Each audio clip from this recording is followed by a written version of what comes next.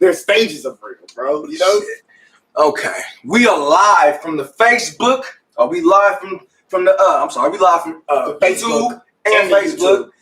And fuck this shit. This is the Revamp Podcast coming back at you again. This is August 22nd. I am your host, Uncle Lonnie, Serious Royale. Yep. I'm no longer Cap Guy since I am a dreadhead now. You feel me? So I'm just Serious Royale, Uncle Lonnie. You feel me? The illusion killer. I still kill illusions all day with a smile on my face. Bitch. And to my motherfucking left, I got the last genuine nigga left, ABLC. You feel me? The most genuine nigga you always think about but never talked about. You know, the nigga that called Mr. Big Stuff, the next big thing, Leon Phelps Jr. You feel me? There's a bunch of names, feel me? But I want you to know me as the last genuine nigga left. And the niggas I'm around, I want you to think of them as the last genuine niggas left. But they're not more genuine than me. Why? Because I am and forever will be, forever, the last genuine nigga left. And on that note, we got topics, so don't worry about no dead air. There's nothing but topics in this motherfucking phone, in this group chat, and all that shit. I want to make the group chat a topic one of these days, but this shit got to get more elaborate and, a little bit more entertaining. But before we even get to the topics, shit, we just have a small talk real quick. We was just off camera talking about some shit. And I just want to say this. To me, we've been gone for 3 weeks, so if you are watching either from YouTube or Facebook, I want to acknowledge how genuine, sincere, and how much of a fan and a listener you are. And I just want to shout out everybody who has been rocking with us from the beginning. So with that being said, shout out to everybody, who've been up in here. Shout out to all the viewership. Shout out to all of that. And yeah, man. Hell yeah, bro. Don't all have a taste for loyalty. Do me a favor. Don't ever change your taste buds. There's herbal tea. There's ginseng. There's honesty. Honesty it's got a good taste. Yes, it does. But nothing, I repeat, nothing beats loyalty. The best tea there is. That being said, first topic is a seed topic. It's a seed roast Shankle topic. Let's talk about it. Shout out to the Shankle. Shout out to the Shankle. Shout out my podcast consultant, Rue Shankle. This is something we never talked about before, but I'm surprised that we never talked about it because it's a very simple question, and it is, what really matters? Nigga. What matters to you? Take a second and think about that shit. Hit the comments when you come up with an answer. But please do. You know what I'm saying? What matters? What matters? See what matters to you if you're ready. What matters to me? Let me go live on a couple other things. I want to go live on fuck it. Let's go live on Instagram. Seed's Instagram. Y'all don't follow me on Instagram. Follow me. Seed_finally_is on IG. Because I don't know how familiar you are with me, but I always was against Instagram. Instagram is a big ass platform where people wants to be accepted. So they do whatever the fuck they got to do to be accepted. So with me being on Instagram, I'm ready to bring genuineness back. I'm trying to bring genuineness back in Instagram. And you'll be amazed. You'll be surprised how hard this really is, bro. But leave it up to me. I'll get it done. One way or another. You feel me? Nothing's going to stop me from getting it done. I'm going to get it done. I might slow down a little bit. I might be stopped for a couple seconds, you feel me? But nothing's going to stop me from bringing genuineness back into Instagram. Well, if it ever was an Instagram, I'm not really sure, if it was an Instagram. You feel me? But as far as I'm concerned, I'm going to bring it back. You feel me? So be prepared for a big-ass, genuine onslaught. A big-ass, genuine onslaught from yours truly, ABLC, about bringing genuineness back, because the perception of real has been changed so many times. 6ix9ine said he was real. What's funny to me? I didn't answer the question. I'm sorry. To answer the question, though, what matters to me is values, morals, and standards. And there's a lot of things that fall under them, but that's what really matters to me. And you can put family in front of all of those because that's what exceptionally matters to me. But family values, family morals, and family standards. But I'm going to just say, because you got to be family involved. What matters to me, what will never change, is my values, morals, and standards. It explains my perspective. It explains my behavior of why I act and talk the way I talk. Because I was taught at a young age about values, morals, and standards. That's what's up. The way I would answer the question is... Shout out JD. JD on here? Yeah, JD. Ah, shit, what's up with JD, man? Shout out to JD. Shout out to JD Bar. We need to go down there, have a couple of drinks, you feel me? Shout out JD Bar. I heard niggas went camping. Oh, yeah, glad you had fun. So y'all niggas went kayaking, too. We wanted to go, but glad you had fun, though. That's what's up. But, one thing that's funny to me is we on the previous episode, we talked about 3 types of people. We talked about the spiritual person, the intellectual, and the automaton, which is basically the person who only ran by animal instinct. And the thing that's funny to me about that is if you look at the 3 stages as one stage being above the other one. So if you go automaton, intellectual, spiritual, you know, the automaton, his mind state is survival mode. So nothing really matters except surviving to the automaton, right? So you go from that mindset, and then when you get to the intellectual, if you do evolve to that level, then you start thinking like politics matters, policies. You start thinking about economics. You start thinking about like equality, things like that. Those things start to matter more as the more intellectual you get. But then you feel me? The thing that's really funny is once you evolve beyond that to your spiritual self, you realize nothing matters. Nothing matters at all. Nothing matters at all. Logically speaking, you realize this. Nothing matters. If nothing in the physical actually really 100% matters, then what matters to me? What matters to me is my experience that I'm having here, not so much as what is happening. The only thing that really matters is how I experience it and how I take that memory and that experience with me after I leave the shell. Nigga. So the things that matter to me, like one thing, being motherfucking genuine. That shit matters, you feel me? Like, I feel like what should matter is everybody who is solid deserves to have people and support in their corner. You know what I'm saying? Because it's a lot of solid people in the. No, let me rephrase that. It's a lot of solid people get overlooked. That's not the same as saying it's a lot of solid people.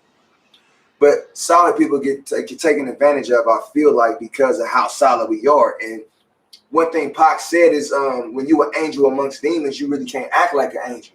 And genuine niggas gonna stay genuine. Niggas is real angels out here. As corny as that might sound and whatnot. What's up, my nigga JD, man? What's up with JD? Oh shit, what's up with JD? I like the hair. What's happening, bro? The hair is pretty amazing. Nigga, I'm out here, bro. What's happening? You see the kid out here banging, bro. What's going on? What's up with JD, man?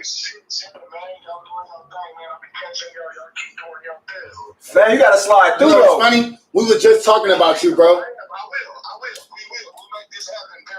For sure, bro. You won't live forever, nigga, because I was just talking about you. I was just talking to my partners about how to get more money. I was telling them, bro, my partners, they own apartment buildings in Cincinnati and got people in Cincinnati paying them rent while they live out here. Now, we were talking about ways to make money. That's awesome. Shout out my nigga JD. He makes money. But another thing, I'm gonna be brief with it. I'm gonna be real brief. Another thing that wait. What you say? I said I gotta cut out, but I'm gonna catch up with both of y'all real soon. And that's why I let you in. I knew you wanted to do a quick drive-by, show the love, and I let you show the love. Thank you for showing the love, JD. We appreciate that, cousin. Nigga, you feel me? You salute my nigga JD, man. Love you, bro. Love you too, nigga. Yeah, be safe on there. You already know. Yeah. But so be real brief with what else? I mean, whatever else matters to me, what else matters to me is just like learning shit.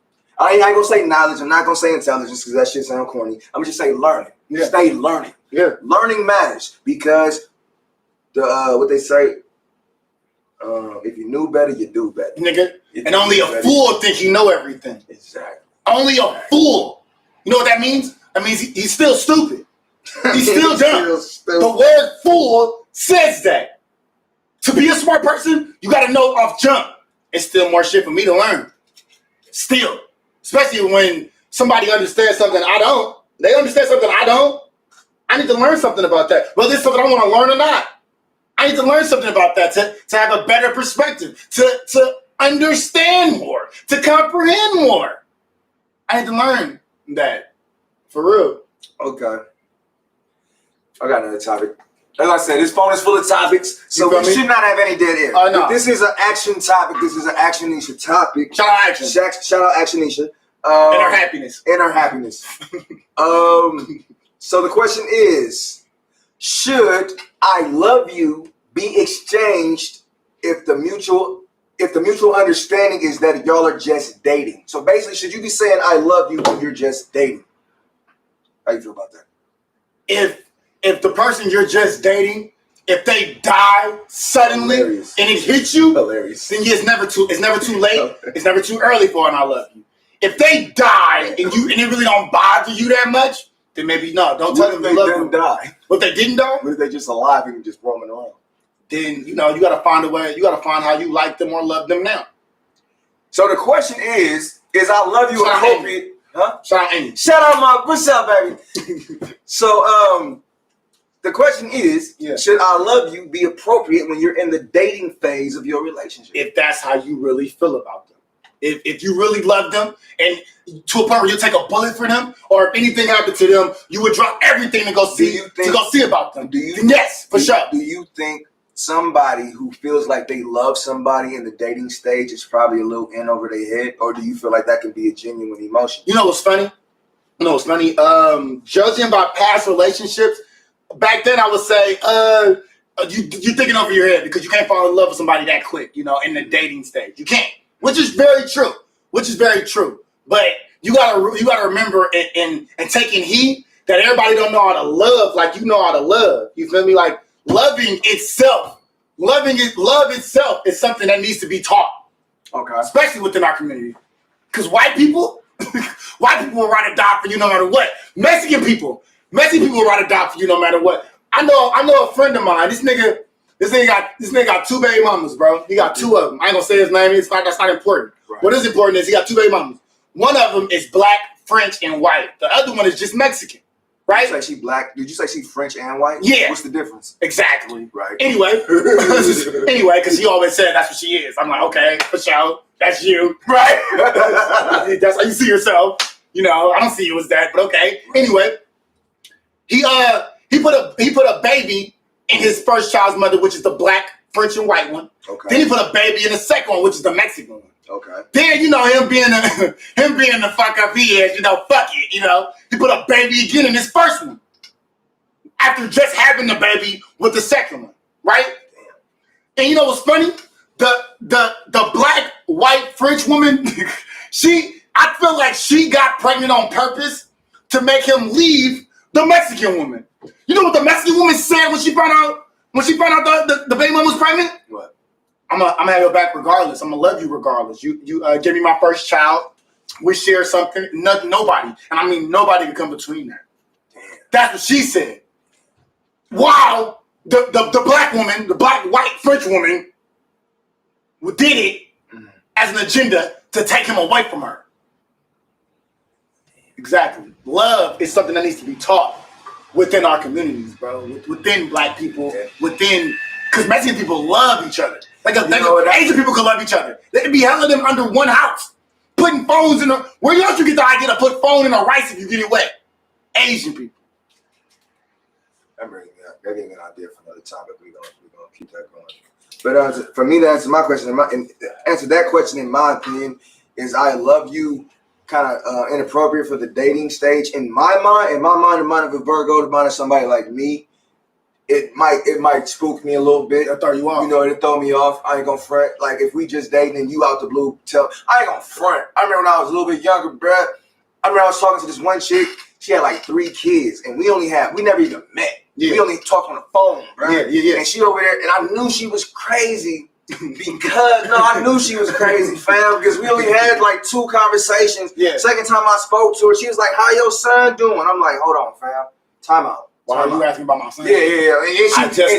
And then she go look at me asking you about your son and start giggling and shit like she got some points. She trying to have it's this old cartoon. I'm sorry for interrupting you, cousin. But it's this old cartoon called Fairly Odd Parents, bro. I love this cartoon, bro. This is one of my favorite episodes. This nigga Timmy Turner, he had an imaginary best friend before he had Fairly Odd Parents. And when he told his Fairly Odd Parents about his imaginary best friend, they didn't know how to take it. So Cosmo, the father, the stepfather, the imaginary godfather, he started acting like he knew him already. He was like, whatever their imaginary friend name. You know, I think his name was Gary. You know, Gary. Yeah. You know Gary. I know Gary. Gary. He wasn't really saying nothing, right? Yeah. But through the episode, little shit started happening. And he was like, you know, Gary. You know, you wished for him. We brought him back. You know, Gary. We know Gary. And you could tell that having an imaginary best friend bothered Cosmo. Like, hold on, wait a minute. I'm your best friend. You feel me? Like, I'm your imaginary fairy godfather. I can give you whatever the fuck you want. You want this nigga to come back? All right, let's bring this nigga back. When they brought him back, right? Because he was an imaginary friend to me, let go a long time ago. When they brought him back, though, right? He started acting like a bitch. He started acting like a jerk. He started acting like a bully. And Timmy being a genuine nigga he is, he like, hey, why are you acting like a jerk? What's wrong with you? Nigga, the imaginary friend gonna say, nigga, because you kept me locked up in your head for about 6-7 years. That's saucy. And it was funny. And he was like, Timmy was like, well, damn, you mad? Because I grew up? You're upset because I grew up. But the imaginary friend has a point. He does. He definitely does. He definitely had a But they fought. They ended up fighting in Timmy Turner's mind, right? Uh-huh. The imaginary friend was using old fears of Timmy Turner to beat him. Like the monster under the bed. Yeah. the level he couldn't beat on a video game. Damn, bro, no, they boozy. Bro, it was hilarious, bro. And then Timmy started beating him and was like, well, when I got older, because he was scaring him in his mind, and Timmy was like, wait a minute. When I got older, I was like, that wasn't a monster in my bed. That was an old sweater. The monster turned into a sweater. I'm like, this nigga is really having internal conflicts with his imaginary friend, with his old self. And that's a beautiful thing, bro. Mm-hmm. What if your old self was mad at you and was disappointed in you? How would you fight him? How would you confront him? What if my old self was mad at me? Because I do think my old self would be mad at me. Me too. I for sure think my old self was mad at me, bro. I got different versions because I didn't evolve a few times. Like I didn't came to a couple different points of enlightenment. Exactly. You know what I'm saying? So I can remember when I was 80. That's Eddie Swain. That's you young. Feel me? You know that's adolescent. The creator. You feel me? The creator. Yeah. I like how you put that. The creator. Your real name is the creator of all the other names you create. Bro, you know what? That's why when I said, bro, I'm gonna tell y'all I'm gonna try to tell us welcome back while we tell y'all welcome back. We took a 3-week hiatus. Because I wasn't feeling like Seed. I feel like Eric needs to make better decisions. I feel like Eric needs to hold back Seed because people wasn't appreciating him. You know? Eric is the creator of The Last Genuine Nigga Left, of Seed, of The Next Big Thing, of Mr. Big Stuff, of Leon Phelps Jr., of Harley Davidson, of The Young Hog, of Martin Luther King, Diggaleen Sheet Smusher, of Malcolm X, of Hung Low, of Swipe Manga. Eric created all them niggas. All of them. That's saucy, bro. That's why we took a 3-week hiatus. Eric was like, bro, we need to take a break from being Seed for a minute. We need to think like Eric. And me and my cousin, being the sincerest nigga he is, was like, bro, I don't want you to bring Eric to the show. For sure. Eric is way too serious. Eric is, he ain't as genuine as Seed. Because Eric would say what the fuck's on his mind. Seed would be genuine even through the fake shit. It's a huge difference. Depending on how you act, Eric will act accordingly. So why would your past you be mad at the current you? You didn't answer that. Because the past me didn't know Eric was the creator. Ooh, that's deep. Like that I one? like that. I like that. The past me didn't know Eric was the creator. The past me wanted validation. The past me wanted confirmation. The past me wanted to be accepted. The past me wouldn't apply itself. He'd be in school, letting everybody else talk shit and be the main class clown talking shit and get blamed. And then have a problem with getting blamed, not knowing you're the ringleader. You're the one that started all of this. Everybody doing this because of you. You did it. It's your fault. Even when it's not really your fault. It's still your fault, Eric. It's still your fault. Why? Because you're Eric. That's why. Yeah. So if I think about mine, right? So I think about Eddie Swain. Yeah. And then I think after Eddie Swain, I evolved into like, okay, so I evolved into Sincere. That was my so I went from Eddie Swain to first it was IQ. That was my original. No, Logic was my original alien stage name. Really? Logic. Before Logic came out? L-O-J-I-K was how I spelled it. Oh. I spelled it like that. But it still was Logic, It was still Logic, you feel me? So at the Logic... You just said Low Jack or something. You hella funny. So at the Logic, right? So, okay, so it was my adolescence, then my rapper stage. So my adolescence, it wouldn't have been mad at my rapper stage. And then my adolescent stage went from the rapper stage, then it went to that revolutionary militant shit. Rebel. You feel me? That's when I became soldier. Salah Shambay. I don't know if niggas know me as Salah Shambay. That's some, you know what I'm saying? Only certain niggas know me by Salah Shambay. The non-slave name. I respect that. Hilarious. The non-slave names. Because most niggas change their names. Didn't come off boats, nigga. I was never a slave. Yeah. But what I'm saying though is, so I went from that to the rapper stage to the militant stage. All three of them stages would have got along. You feel me? It'd all been in unison. But this new nigga, the spiritual, so-called third eye open nigga, all three of them niggas are looking at me like, bro, what? Uncle Lonnie? Yeah. Uncle Lonnie, niggas all look at Uncle Lonnie. Nigga, what? Who is you, nigga? Who is this nigga, bro? You wasn't here back then. Who mans is this? Come get this nigga. You feel Get your mans. Get your mans, bro. You know what I'm saying? So, at the same time, it's evolution. You feel me? So I can understand. Evolve. You evolved. I can tell Uncle Lonnie. Exactly. Not uncle. As in the Uncle Lonnie. Uncle Lonnie. So, that took time. You feel me? That took time. And, to be honest, even though I feel like my past selves would be mad, it's like it's a necessary change. It had to happen. You know what I'm saying? It was a bitter ending because it was bitter because I had to come in conflict with things that I previously really believed at heart, and I had to accept that those things was false and fake, and I had to have enough growth and understanding to be able to keep on pushing past that shit. So. Yeah, that would just explain the old me and the current me and where I am now. You know what I'm saying? I had a lot of growing to do mentally, spiritually, and all that type of shit. Yeah, you know what I mean? Morally, emotionally, logically. Yeah, me too. But me too. That's how I came up with the last genuine nigga left. On some bullshit though. You know what song I've been slapping a lot lately, bro? What? On some cat shit. Just being a cat. What? I've been low key slapping coochies. Right? You know what's funny? Bro, I swear to God, bro. When you had people in the back like, bro, this shit trash. I'm like, bro, this nigga is funny though. He hella funny. He hilarious. Like, and it's funny because I got to a whole argument with my nigga Jamon about this nigga. He was like, bro, see, you always talk to me about you don't like this street music and shit. I'm like, bro, I don't. I hate street music. But YNJ is hilarious. This nigga is charismatic.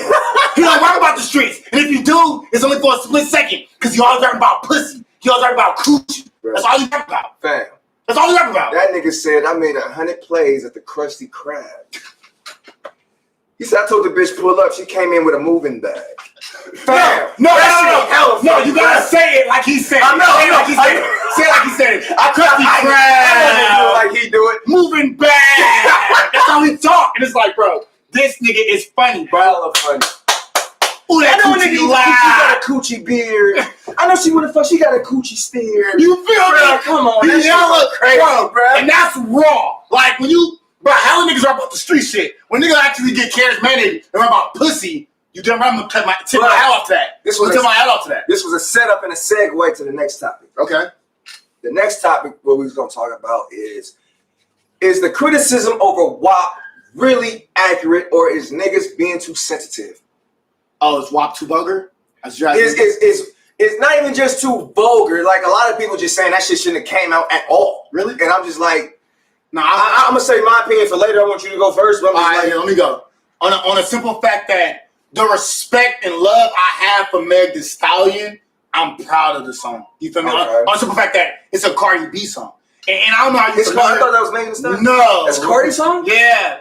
That's hella funny. It's even crazier, right? I thought that was Meg's song. And that's the thing. That's the thing, bro. That's the thing about Cardi B. Cardi B noticed that Nicki Minaj wanted to hop on a song with Meg Thee Stallion. So Cardi B being in this imaginary competition. Hilarious. But no. Hilarious. No. Let's not deface the fact Cardi B gives Nicki Minaj her props. But she know real female rapper fans are going to forever compare her to her. Right. She knows that. Right. So what she do is, whatever this bitch do, I'm going to do 10 times better. Hot Girl Summer was the hit of last year, supposedly. Supposedly. It was supposed to be the hit of last year. How do I, Cardi B like, I've been serving this music shit. How do I beat that? Oh, I'm gonna make a nigga do whatever I want for this wet ass pussy. For this wet. You know what's funny? I only like the song.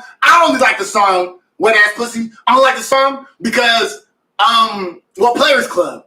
Players Club, the movie, Ice Cube, Players Club, one of my favorite Ice Cube movies, which is funny. One of my favorite Ice Cube movies. We Be Clubbing, the main song for that movie, was the first ever song I knew by heart. It's what inspired me. I ain't gonna lie. It's what inspired me to rap. We Be Clubbing. Everybody likes when the girl shakes. You talking about the original or the remix? I'm talking about the original. I like the remix. With DMX? Yeah, I like the remix. Yeah, it was cool.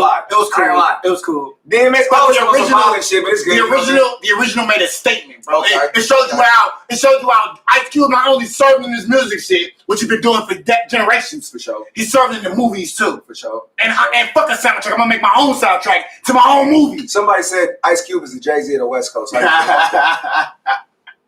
No, he's not. It's a big difference. Jay-Z don't make movies. Jay-Z tried to make movies, and State Property wasn't all that.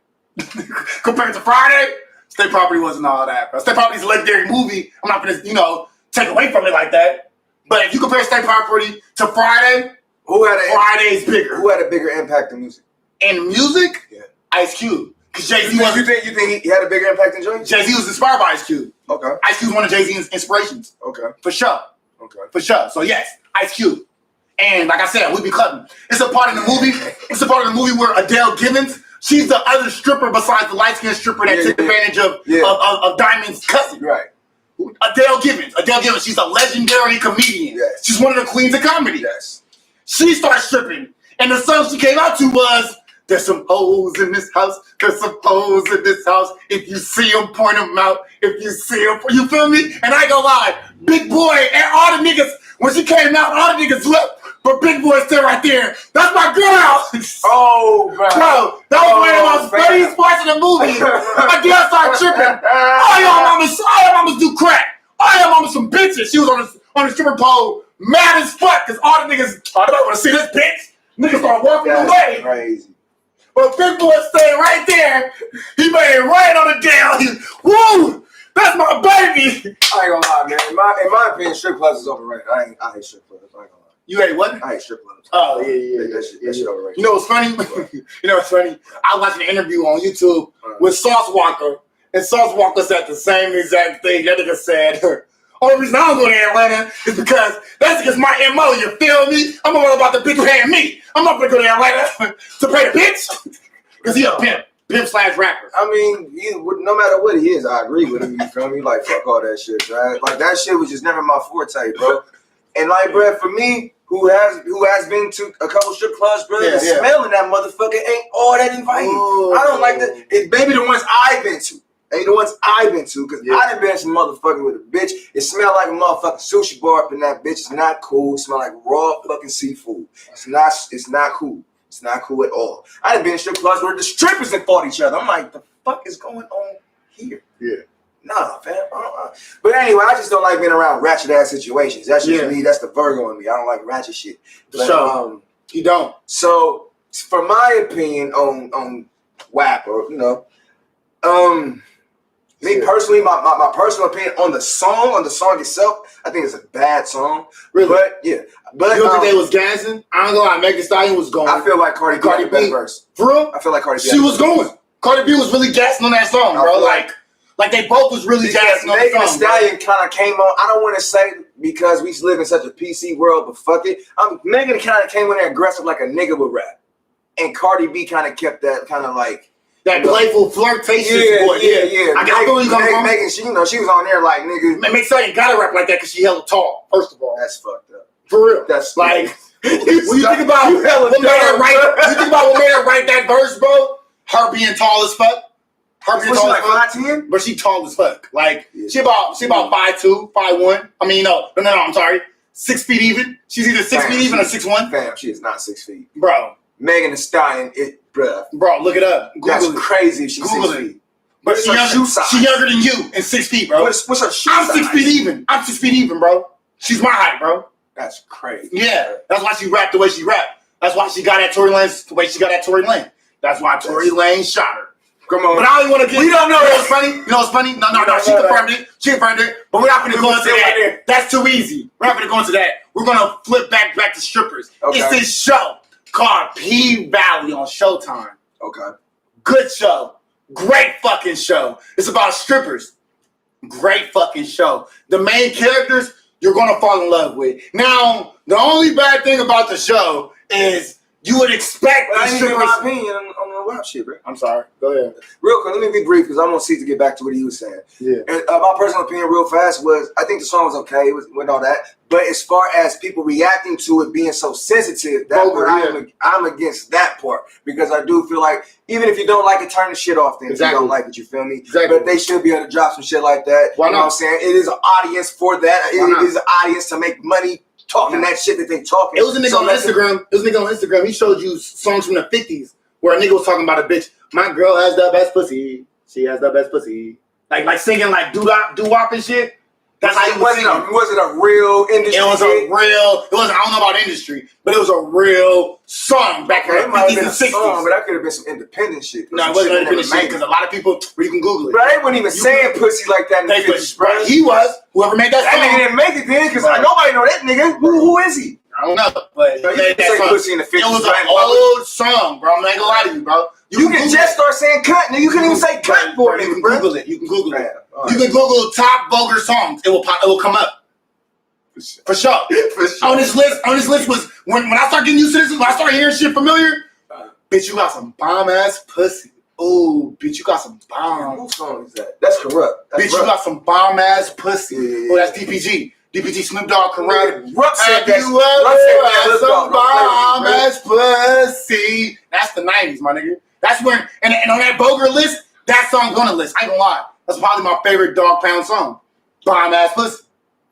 Out of all Dog Pound songs, out of all Dash Dillinger, Corrupt. You know Corrupt? We can freak it. I was gonna say, we can freak it go crazy. Yeah. Bomb ass pussy slap way harder than that. I don't know about that one. Bro, in the beginning of the song, Corrupt is fucking the bitch. Talking about, hey, I'm tearing that pussy up. Hey, Daz, get here, nigga, record this. I'm beating this pussy up and the bitch moaning on the track. Bomb ass pussy. Fair. Anyway, I had a topic that's some after hour shit because I don't know if I would let a nigga come in and record me fucking. That's kind of weird. I wouldn't even invite a nigga to be like, hey, come here, come watch me fuck. I was telling you what Corrupt did. I mean, you respect Corrupt. I like his music, but that I didn't know. I didn't know that about Corrupt. And if that's true, then I'd be like, well, that's that nigga. You ever heard that song? Of course I heard that song. Shit, Casey and JoJo is super vulgar, but it's R&B, so it's okay, I guess. It's hella motherfucking super vulgar. Super vulgar. All right, so if C don't have a topic, I'm going to go ahead and look through this phone for another. I do got a topic. Okay. One of my topics is, if you can train any animal in the world, what would it be, and what would you train an animal to do? Lonnie, let's hear it. Okay. So me and you the only genuine and sincere niggas on the show right now. So, I would need 3 animals, you feel me? I need 1 aerial, I need 1 land, and I need 1 sea. So, of course, nigga, if I'm gonna keep it all the way to motherfuck real, because a lot of niggas, if for aerial, a lot of niggas might choose some bullshit like I'm gonna choose an eagle or a falcon. You know what the fuck I would train? You know what the fuck I would do if I could choose any animal? Nigga, a pterodactyl. Nigga, I'm bringing that bitch back. Nigga, I'm training pterodactyls, nigga. Dropping bombs on motherfuckers, bruh. Going out eating motherfuckers. We clearing villages, towns, pillaging shit. Nigga, I've got a whole fleet of motherfucking pterodactyls, nigga. God, that nigga saying a pterodactyl. Oh, God, nigga, I'm training a pterodactyl. My land animal. That nigga's stupid. Just to keep it interesting and not stay prehistoric, because I could do that, take the easy route. Yeah. But okay, let's talk about modern animals from my land. My land animal might be either a fleet of gorillas or a fleet of lions. I like that. You know what I'm saying? It's like between them two. And them, they're my scouters and our hunters. Scouters and hunters, you know what I'm saying? The lions already moving packs, so they already know how to organize and hop on some shit. You know what I'm saying? Most definitely. Or like I said, it'll either be them or the gorillas, just because brute strength, and even they got their own gorillas and lions, pterodactyls. What's that sea animal? Fuck you. Okay. Now I'm curious. Now since you said pterodactyl, I really want to know what the sea animal is now. Because the land animal, that was basic. But you went all out for the aerial. My nigga went all out for the aerial. I know. If I choose a sea animal, it might be a fleet of piranhas. Because a lot of niggas might go for sharks or whales, but those are easy targets. Yeah. You know what I'm saying? It's easy to hit a whale, it's easy to hit a shark. Nigga, how you gonna swing on a fleet of piranhas? You can't. You can't, especially you in water. Nigga, I'm training piranhas to fuck you niggas up in the water. I promise. You really are a supervillain, bro. No lie, because most villains be after sharks or piranhas in some water. You ever watch Austin Powers? Oh my God! Austin Powers. Exactly. I want freaking sharks with lasers on their heads. That's what he said. If you watch, you are the last dragon. You have all the power of the glow. The bad guy, Kevin Arcadian, or Steve, or whatever his name was, he had a whole tub full of piranhas. And if you didn't like you, hey, feed my fish for me. He'll tell you to feed his fish for him. His piranhas jump. So as soon as you try to feed the fish, they already grabbing you. They already jumping up towards you to eat you. You trying to feed them whatever you got. then he had a henchman that just dumped the rest of your body in there. Damn. Real supervillain shit. So I ain't gonna lie to you. My nigga Lion is the ultimate supervillain. For sure. But you gotta use your animals. Pick your animals. For my aerial animal, since we broke it down in 3 parts, I like the way you did that. Because at first, when I first made the question up, it was only just one animal. My nigga was like, nah. I need 3. I need 3. I need to real beat my op. I need to really beat my enemy, and this I'm gonna beat him. I'm like, this nigga's amazing. I was like, you know what? Now it makes me think more, you know?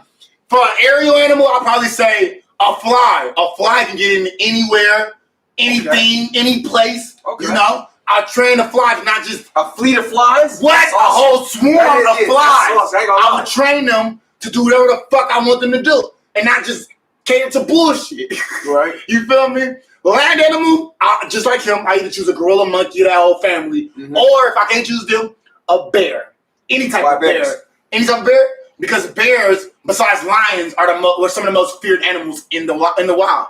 Okay. Bears, for sure. Yeah, I can't disagree. And bears get big as fuck. Yeah. What? Imagine a bear walking through that motherfucker for sure right now, nigga. And that's the thing. Bears are so shady. They can walk on 4s, but once they about to fight you, them niggas stand up on They stand up on you. Like, what you want to do? And them niggas like 11, 12 feet tall, nigga. What you want to do? They look 11, 12 feet tall, bro. Have you ever seen 2 legs, nigga? Bro, have you ever seen Dr. Dolittle? Yeah, nigga. You know the bear they trained in that movie. When Eddie Murphy was talking to that bear, I'm looking like, bro, this bear can lose his mind at any time and kill Eddie Murphy. Kill him. One claw swipe would knock Eddie Murphy down. Yeah. Dead. Facts. Dead. I don't know if it'll kill him, but it'll knock his ass out. Dead.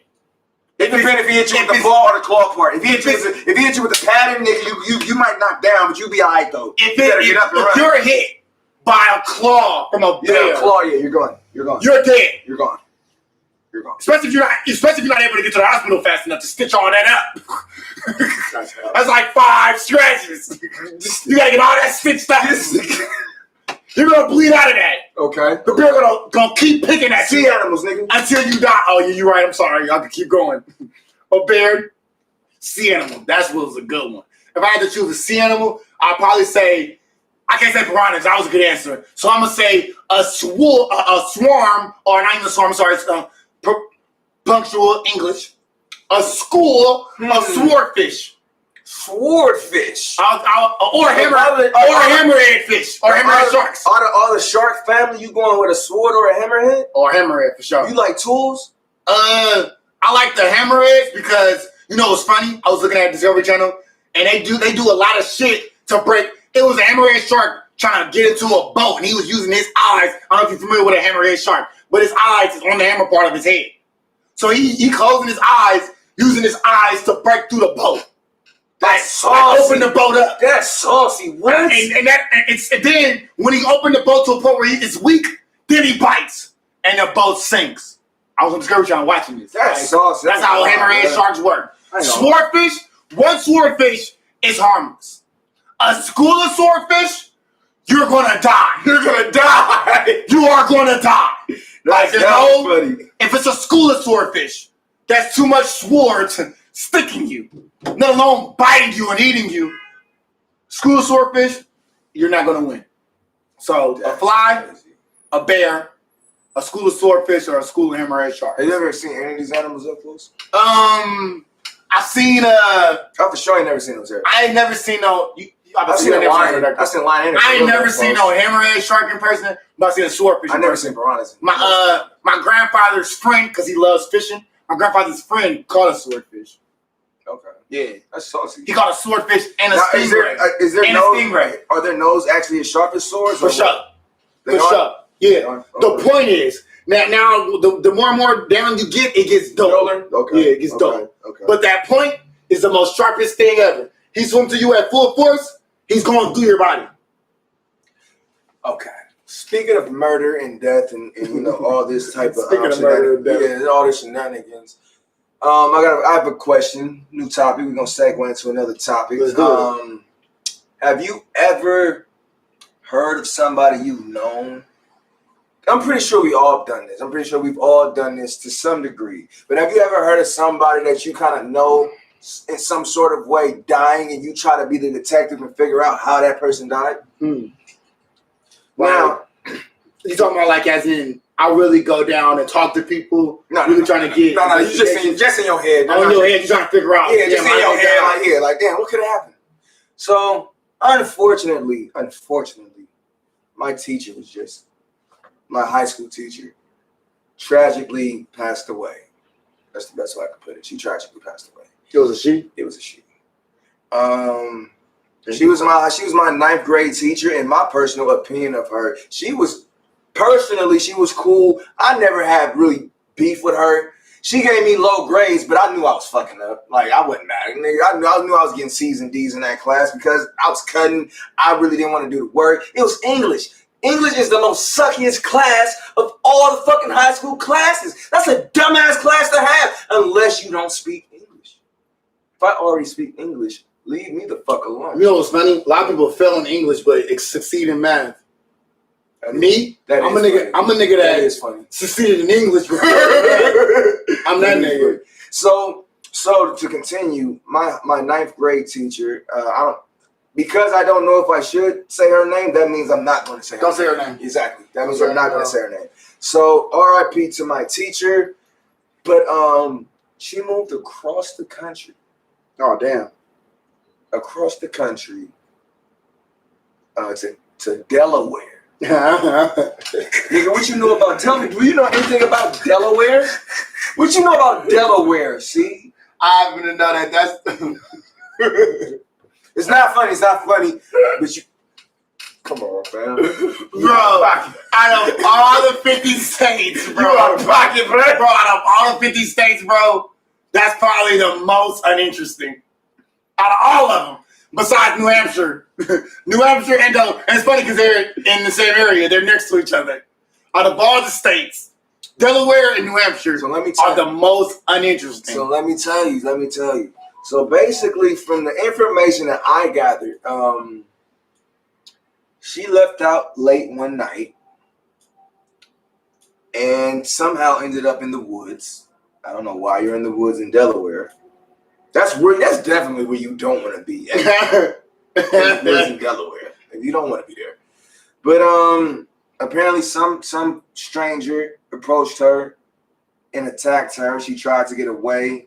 She suffered a crucial blunt injury to the head. Damn. And was thrown into the river where she apparently, from what I've been told, she sunk. With that, I'm like, that's a violent way to go. Right? Damn. But then when more details surface, that's why I asked the question. Like when you hear about somebody you kind of know, you know, when something like you kind of play detective with it and try to figure out for yourself what happened. And I kind of did with this situation. And because I'm not saying her name, I don't feel like I will be offending anybody. But they said that they got a statement from the significant other What? From what, her boyfriend? Yeah, from her significant other, whatever title that is. And he was like, man, I came home. He was like, when I got home, I think he said like she wasn't there. I called her, she didn't answer the phone, or some wild shit like that. And he didn't. No, he said he came home, he seen her, I guess, and she bounced, and he didn't see her again that night. And that was the last time he seen her. And I'm like, fam, this is in my mind because I'm a paranoid Virgo. Yeah. I'm a Virgo. Yeah. In my mind, I'm like, she left you that late, honey. She left you that she was getting some forest dick. That's what I was thinking. In my mind. That's what killed her. Her mistress. Her mistress. You fucking fired, bro. That's not funny. But yeah. I think it was just a day from, bro. You are out of pocket. You are so wrong. What is wrong with this nigga? Bro, look what you just said though. Her significant other sent her off. He was like, "Where's this bitch at? I don't know where she at." I'm sorry. Where's your teacher at? He didn't send her off, nigga. He didn't send her off. She left, right? Yeah, nigga, she left. Damn, that's sad, bro. I ain't gonna lie to you, bro. It's I ain't gonna lie, bro. I was just talking to my ex-girlfriend the other day. One of my ex-girlfriends, and she told me after me, right? She got pregnant and all type of shit, right? And the nigga she got pregnant by be beating on her. Oh, that's straight beating her ass, right? Like they had fist fights to a point where he wins every time, you know. And she just remembered the conversations we used to have and the arguments we used to have, right? Mm-hmm. And she said, and I quote from her mouth, "I want to deeply apologize to you." I'm like, damn, why? What's going on? She was like, "You wasn't a bitch. I've had a baby with a bitch. Like, any nigga that lays hands on a female is a bitch," which I agree with. Mm-hmm. I definitely agree with that statement, you know? Mm-hmm. And she said it, she was like, you probably made me feel stupid from certain conversations, but you ain't never called me out my name. You ain't never told me I was a bitch. You never said I was worthless. None of that. And after I left you, after we were done, because we broke up, mm-hmm. We broke up because I cheated. I ain't gonna lie, I cheated on her, you know? Mm-hmm. And she was like, I could deal with you cheating. I wish I didn't meet this nigga. I wish he didn't holler at me. I wish, you know, she started saying she wished all of that, bro. Like, because of the fact that it wasn't that bad with me. And I was like, yeah, that happens. You know, and we don't, that's what I'm saying, bro. Love has no boundaries. Like, love has no boundaries at all. Bro. You know, it's ill, bro. I don't, because I'm not a nigga who brag and boast. I'm really not. I'm not that type of person. Yeah, me neither. Me neither. I will say, and this is honest truth, bro. Out of every female in my past that I've taken seriously and like gave a title to, like that's my girl. Because trust me, in my younger days, nigga, I wasn't cuffing shit when I was young, bro. Yeah. God, I wasn't cuffing shit. I was slaying through shit. But for the ones who I did take serious, they all eventually hit me like, damn, bro, like. Especially when I was talking to the ones about that conscious shit, you know what I'm saying? They come back like, damn, the niggas they dealing with now after I done left their ass, they were like, damn, man. Yeah. Damn. Why did I leave you? Exactly. I was learning. Or not why I understand why you left. Yeah. Because it ain't always them leaving me, nigga. Don't get it fucked up, nigga. Sometimes I ain't gonna deal with your shit. I'm not gonna deal with your shit. You know what I'm saying? So sometimes it be like, damn, I see why you left. I see where I was fucking up at. You know what I'm saying? So nah, man, that shit crazy. It's real, bro. Crazy. And when you think about it, you be like, damn, I guess I am the way I am for a specific reason, bro, because when you realize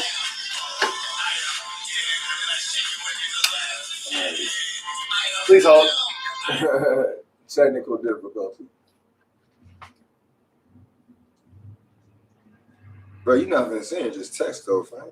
I'm not trying to text, I'm trying to answer this phone call. I guess he hung up. What the fuck is out here in this red ass van? You'll check on that. But like, all right, keep it going. You never know, I ain't gonna lie, you never know what you got until it's gone, bro. I was just listening to an old school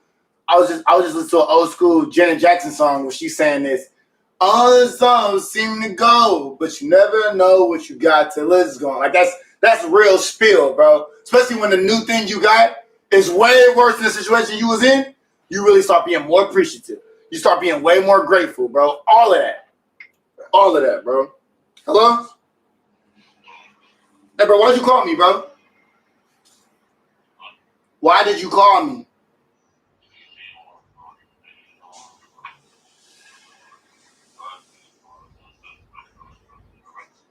Yeah, you was interrupting the podcast. Then why'd you call in the first place if you knew you was interrupting the podcast? You a body, bro.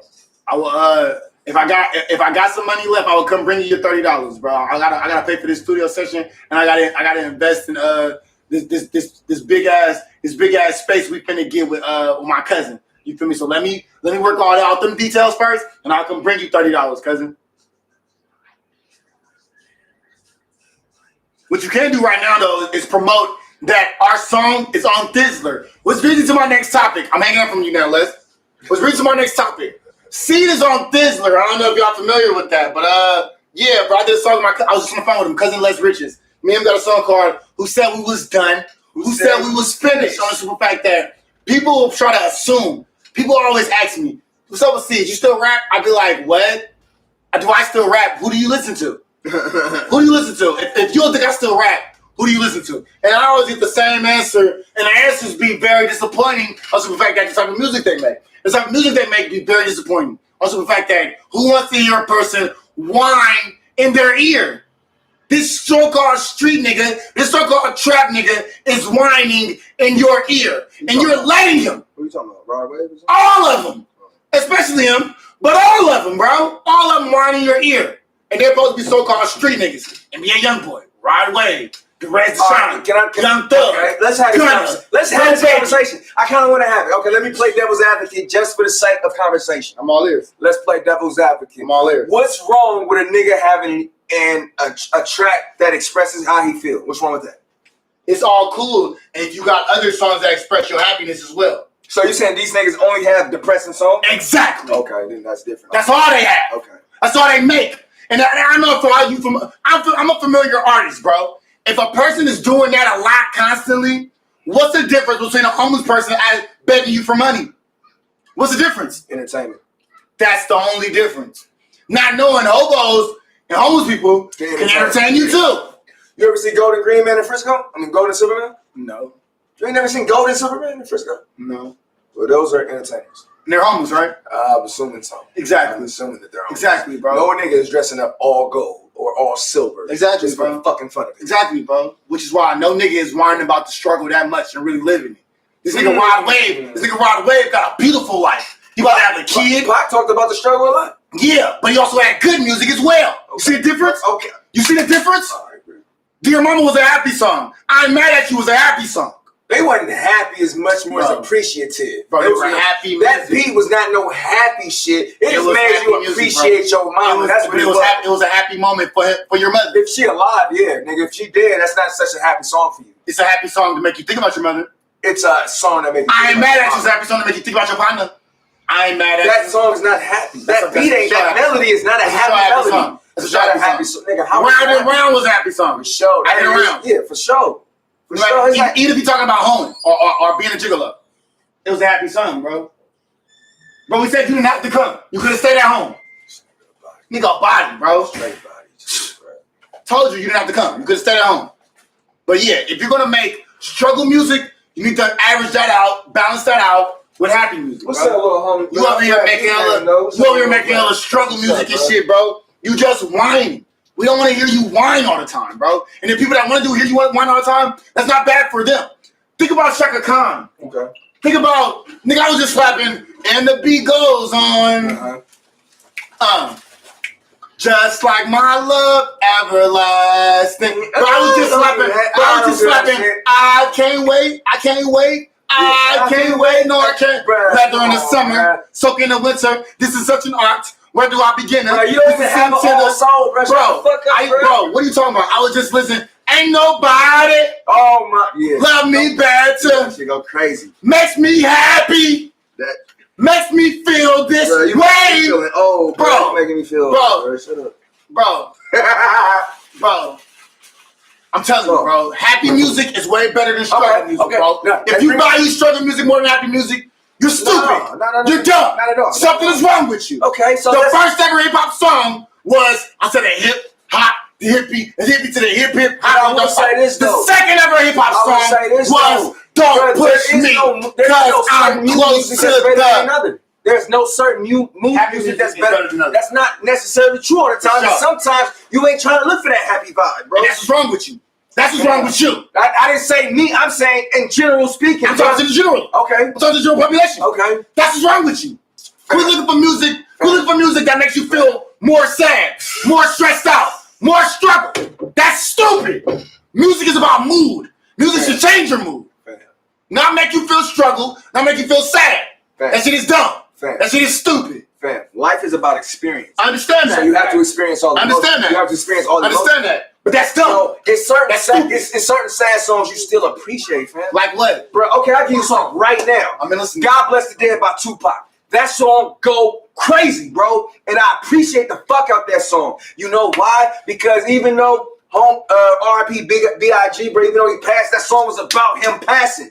Rest in peace, my nigga Biggie Smalls, bro. Because he knew he was gonna die. That was just in case. That was the just in case song, which was saucy, which even is more saucy. It's not saucy. That is saucy. That's wrong. That's saucy. Pac died before Biggie, which means he wished death. No, Biggie. That doesn't mean that's exactly. That's not God mean bless that. the dead. That means just in case this happened, because I might know more about the industry shit. And if you, and I ain't gonna lie to you. Okay. God Bless the Dead compared to Niggas Can't See Me. That's not a struggle song. That's a happy song. That's a nigga. I'm Pac. See Me ain't a happy song. You said what? Niggas Can't See Me ain't a happy song. But that is a happy song. It's not a happy song. That is a happy song. It's not happy. That's saying niggas can't see me. Niggas made a mistake. You should have never put my rhymes with Dre. These thug niggas have arrived in his judgment day. He was happy about that. Bro, he was juiced that he's on death row now. He's a jock. Tupac was a huge Dr. Dre fan. Huge. He was juiced. He was happy. What are you talking about? It's not a happy song. That is a happy song, That's bro. A West Coast song. Bro, you a body. That's a West Coast song. You a body, song, bro. You a body. Sure, you think that was the next song, you a body. All right. If when Tupac's saying it, you see a smile on his face. When God Bless the Dead, you see a smile on his face. I don't give a fuck, bro. Obviously. Was Slippin' a happy song? By DMX? Exactly. Compared to Party Up? No, compared to shit. Compared to Party Up? Don't compare it to shit. Is Slippin' a happy song? By DMX? Yes. Is it a happy song? At the end of the song, yes, it is. I'm done with you, bro. At the end of the song, yes, it is. You a body, bro. Because he realized when he was slipping about it, he realized he had to start tripping out that shit. Who stuck with it through? Exactly. Bullshit, you'll get charged. He started giving out shout outs to people who stuck with him through thick and thin. That's a happy song, He was talking about his girl. The beginning of the song wasn't happy. The end of the song was happy, bro. So that beat was not happy at all. But anyway, what you talking about? Anyway, the beat ain't gotta be happy. Anyway, you make the song whatever the way you want to make it. Okay. So we bullshitted with small topics for an hour. That wasn't a small topic. I said we bullshitted with small topics. That wasn't a small topic. Okay, whatever. That was a big topic. Okay. Struggle music and happy music are different things. Pharrell produced so much music, You're gonna bro. finish this and exactly. Pharrell did so much music, bro. Pharrell produced Danger. Happy was a happy song. Exactly. That's my point. That's a happy song. That's my point. He produced all that. Happy and Can't See Me ain't the same shit. He up with this song. He up with that song. You ask Pharrell, what's the most song you proud about? He will tell you, Happy. Why? Because it's a happy song. It's a happy mood. It makes people want to dance. Pharrell is a happy song. Bro. The happy song is the new happy if you know it. If you're happy and you know it, clap your hands. Happy is a new version of that. I'm not gonna lie, I agree with you. Come on, bro. I agree with you on that. Come on, bro. I agree with that. That is the new happy as you know it. Bro, because he's happy. That's the best music. Yeah. And you still know happy if you know it by heart, don't you? Yeah. Exactly. Yeah. Exactly. I can see that. What sad song was you taught at a young age? Exactly, bro. Exactly. That was you that was telling me there's a deep meaning behind roll your boat. It's telling you, it ain't no deep meaning. It's telling you right there in plain sight. It's telling you what it's about. But is it sad though? It's not sad, but it's very enlightening. It's very. So that's happy. It's when you learn something, aren't you happy? Not necessarily. You either happy or disappointed. Exactly. But even in that disappointment, you but enlightenment is not disappointment though. Enlightenment can be disappointing sometimes. Explain it to me. Because you might think, okay, imagine somebody who think America is just the greatest place to live, and then they get enlightened to what America really is. That's a disappointing truth. But compared to other countries that look at America, we're not talking about comparisons. You keep talking about comparisons. I'm not talking about comparisons. But that's what we're talking about. No, we're not. We're all talking about that. Fair. We're not talking about comparisons. In other countries, people want to come here because this is the land of the free. That's an illusion. It's the opportunity. That's an illusion. It don't matter what you think it is. It's what they see, my nigga. Fuck you talking about? Man. Where they live at, they're not even allowed to have an opinion. Man. In Russia, Governor Putin, the President Putin, he's not the governor. Whatever he is, he wasn't elected to be that. Okay. He made himself that. Why? Because their government is too different than ours. Too different. That's why we look like a dream world to them. Okay, well, that's not what we were talking about. But anyway, since we own somewhat this topic, this will segue us to our main revamping topic of the night. So, that topic is, do people love money more than they hate the system? Let's say that one more time, so I'll make sure everybody understand what I'm saying. Do people love money more than they hate the system? You want an opinionate, or should I go first? You go first. Okay, in my opinion, I think people do love the idea of money more because that's all they know. Like, I was born in 1987, so capitalism was very much in full effect. So making money was the only thing that I was taught growing up. Entrepreneurship was something I learned later on about being an entrepreneur and being independent. But like I said, I grew up in a capitalist society, and money was the measurement of your manhood in some ways. You know what I'm saying? Like, if you didn't make a certain amount, you weren't even looked at as a man by your peers. You feel me? So I think people hold on to that type of mentality when you try to introduce them to like different ways to be successful.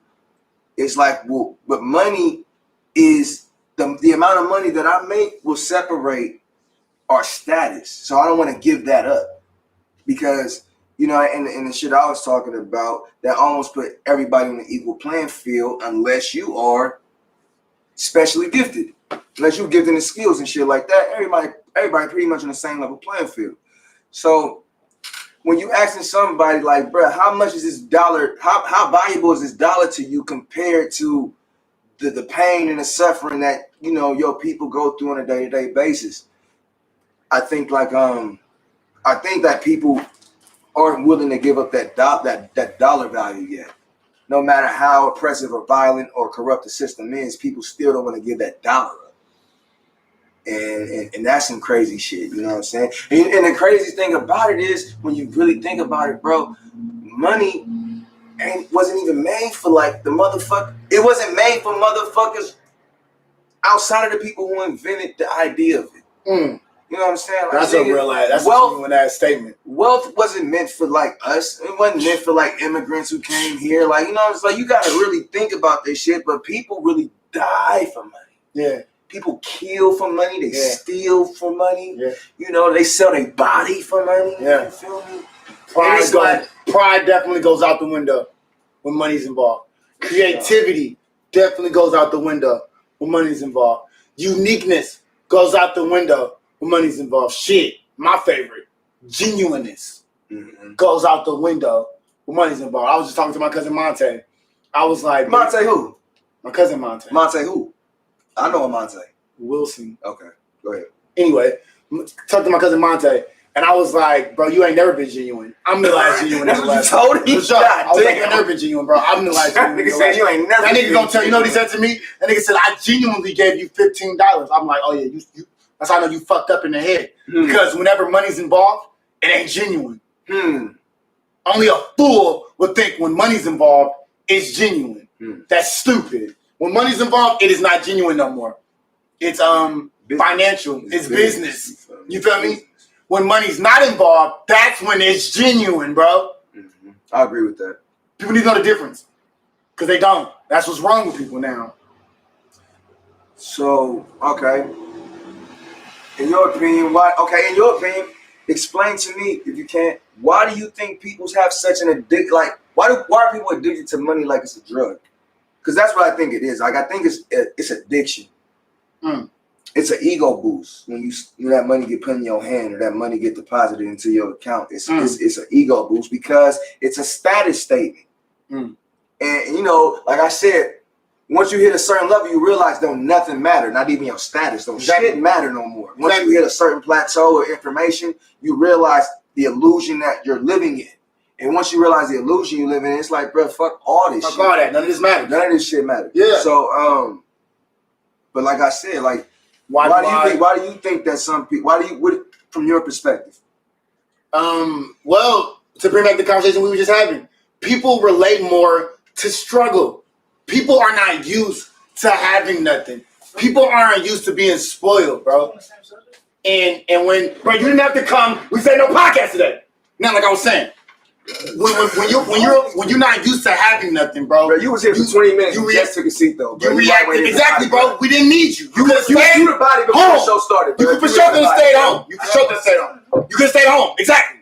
Now, like I was saying. What are you saying? You're not saying nothing. I did say it. You could have stayed home. I just said it. With your dirty white on, boy. You look sure, as hell, boy. For sure, bro. Yeah, that was funny. Why you didn't bring the rest of your beard funny, like bro. I told you? Quit having your daughter write your jokes. Why didn't you bring we the need rest Louis of that jokes. beard, bro? We need Louis jokes. For real. We need what are Louis you talking jokes. Louis in the building. What are you arguing about? What are you arguing about? That's what we need. The topic is we need Louis jokes. It's now, like I was saying, than hating the people system. ain't used to having nothing, bro.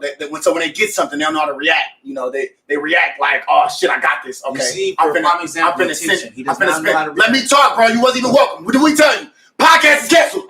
Don't show up. You could have stayed your Millie mouth ass at home. Come here looking like Millie Vanilli. Take your ass home. We don't need you. You don't have no topics. Where's your topics? Your eyes is unsealed. Where's your topics at? You look like an Asian right now. Where's your topics? Like, come on, bro. You look like Ness. You look like from Nintendo. You look like a caveman, bro. You look like quarantine. You look like Harold. You smell like quarantine. You look like Harold from Harold and Kumar. That's what you look like right now. You look like Harold from Hey Arnold. You look like Richard Simmons. Simmons. You talking about? You like Richard Simmons. You look like Gumby. Fuck is you talking about? All right, can we get on topic? Come on, bro. Come on, bro. Continue what you were saying. Bro, Shaggy with dreads think he got something to say. Let him talk now. What are you talking about, Captain Brokeness? What are you talking about? Brokenness. Come on. Captain Brokenness. Your daughter write your jokes? Write your own jokes. How you get so easily distracted? I didn't get easily distracted. Does your son dress you? I was interrupted. Dress yourself. I was interrupted by a human burp.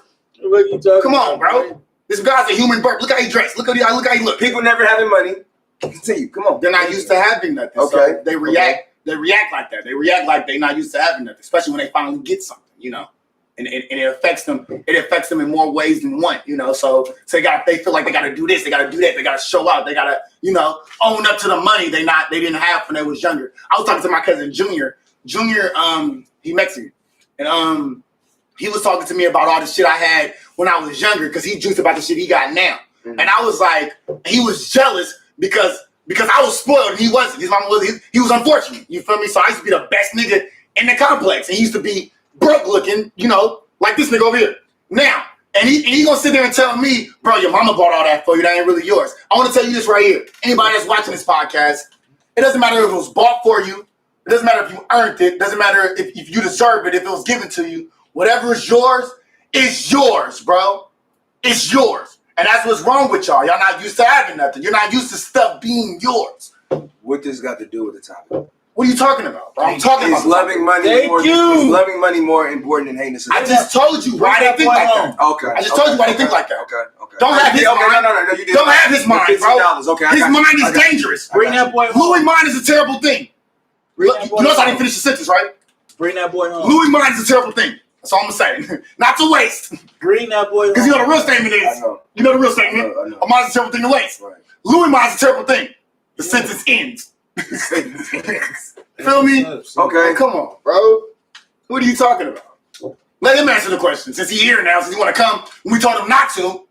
We told him stay home. Louis, take care of your family. In your opinion, do you feel why don't like you take care of your family? I do. In your opinion, fucking don't. In your opinion, do you feel like people love money? Do you feel like people love money more than they hate the system? Yeah, because I take care of my family.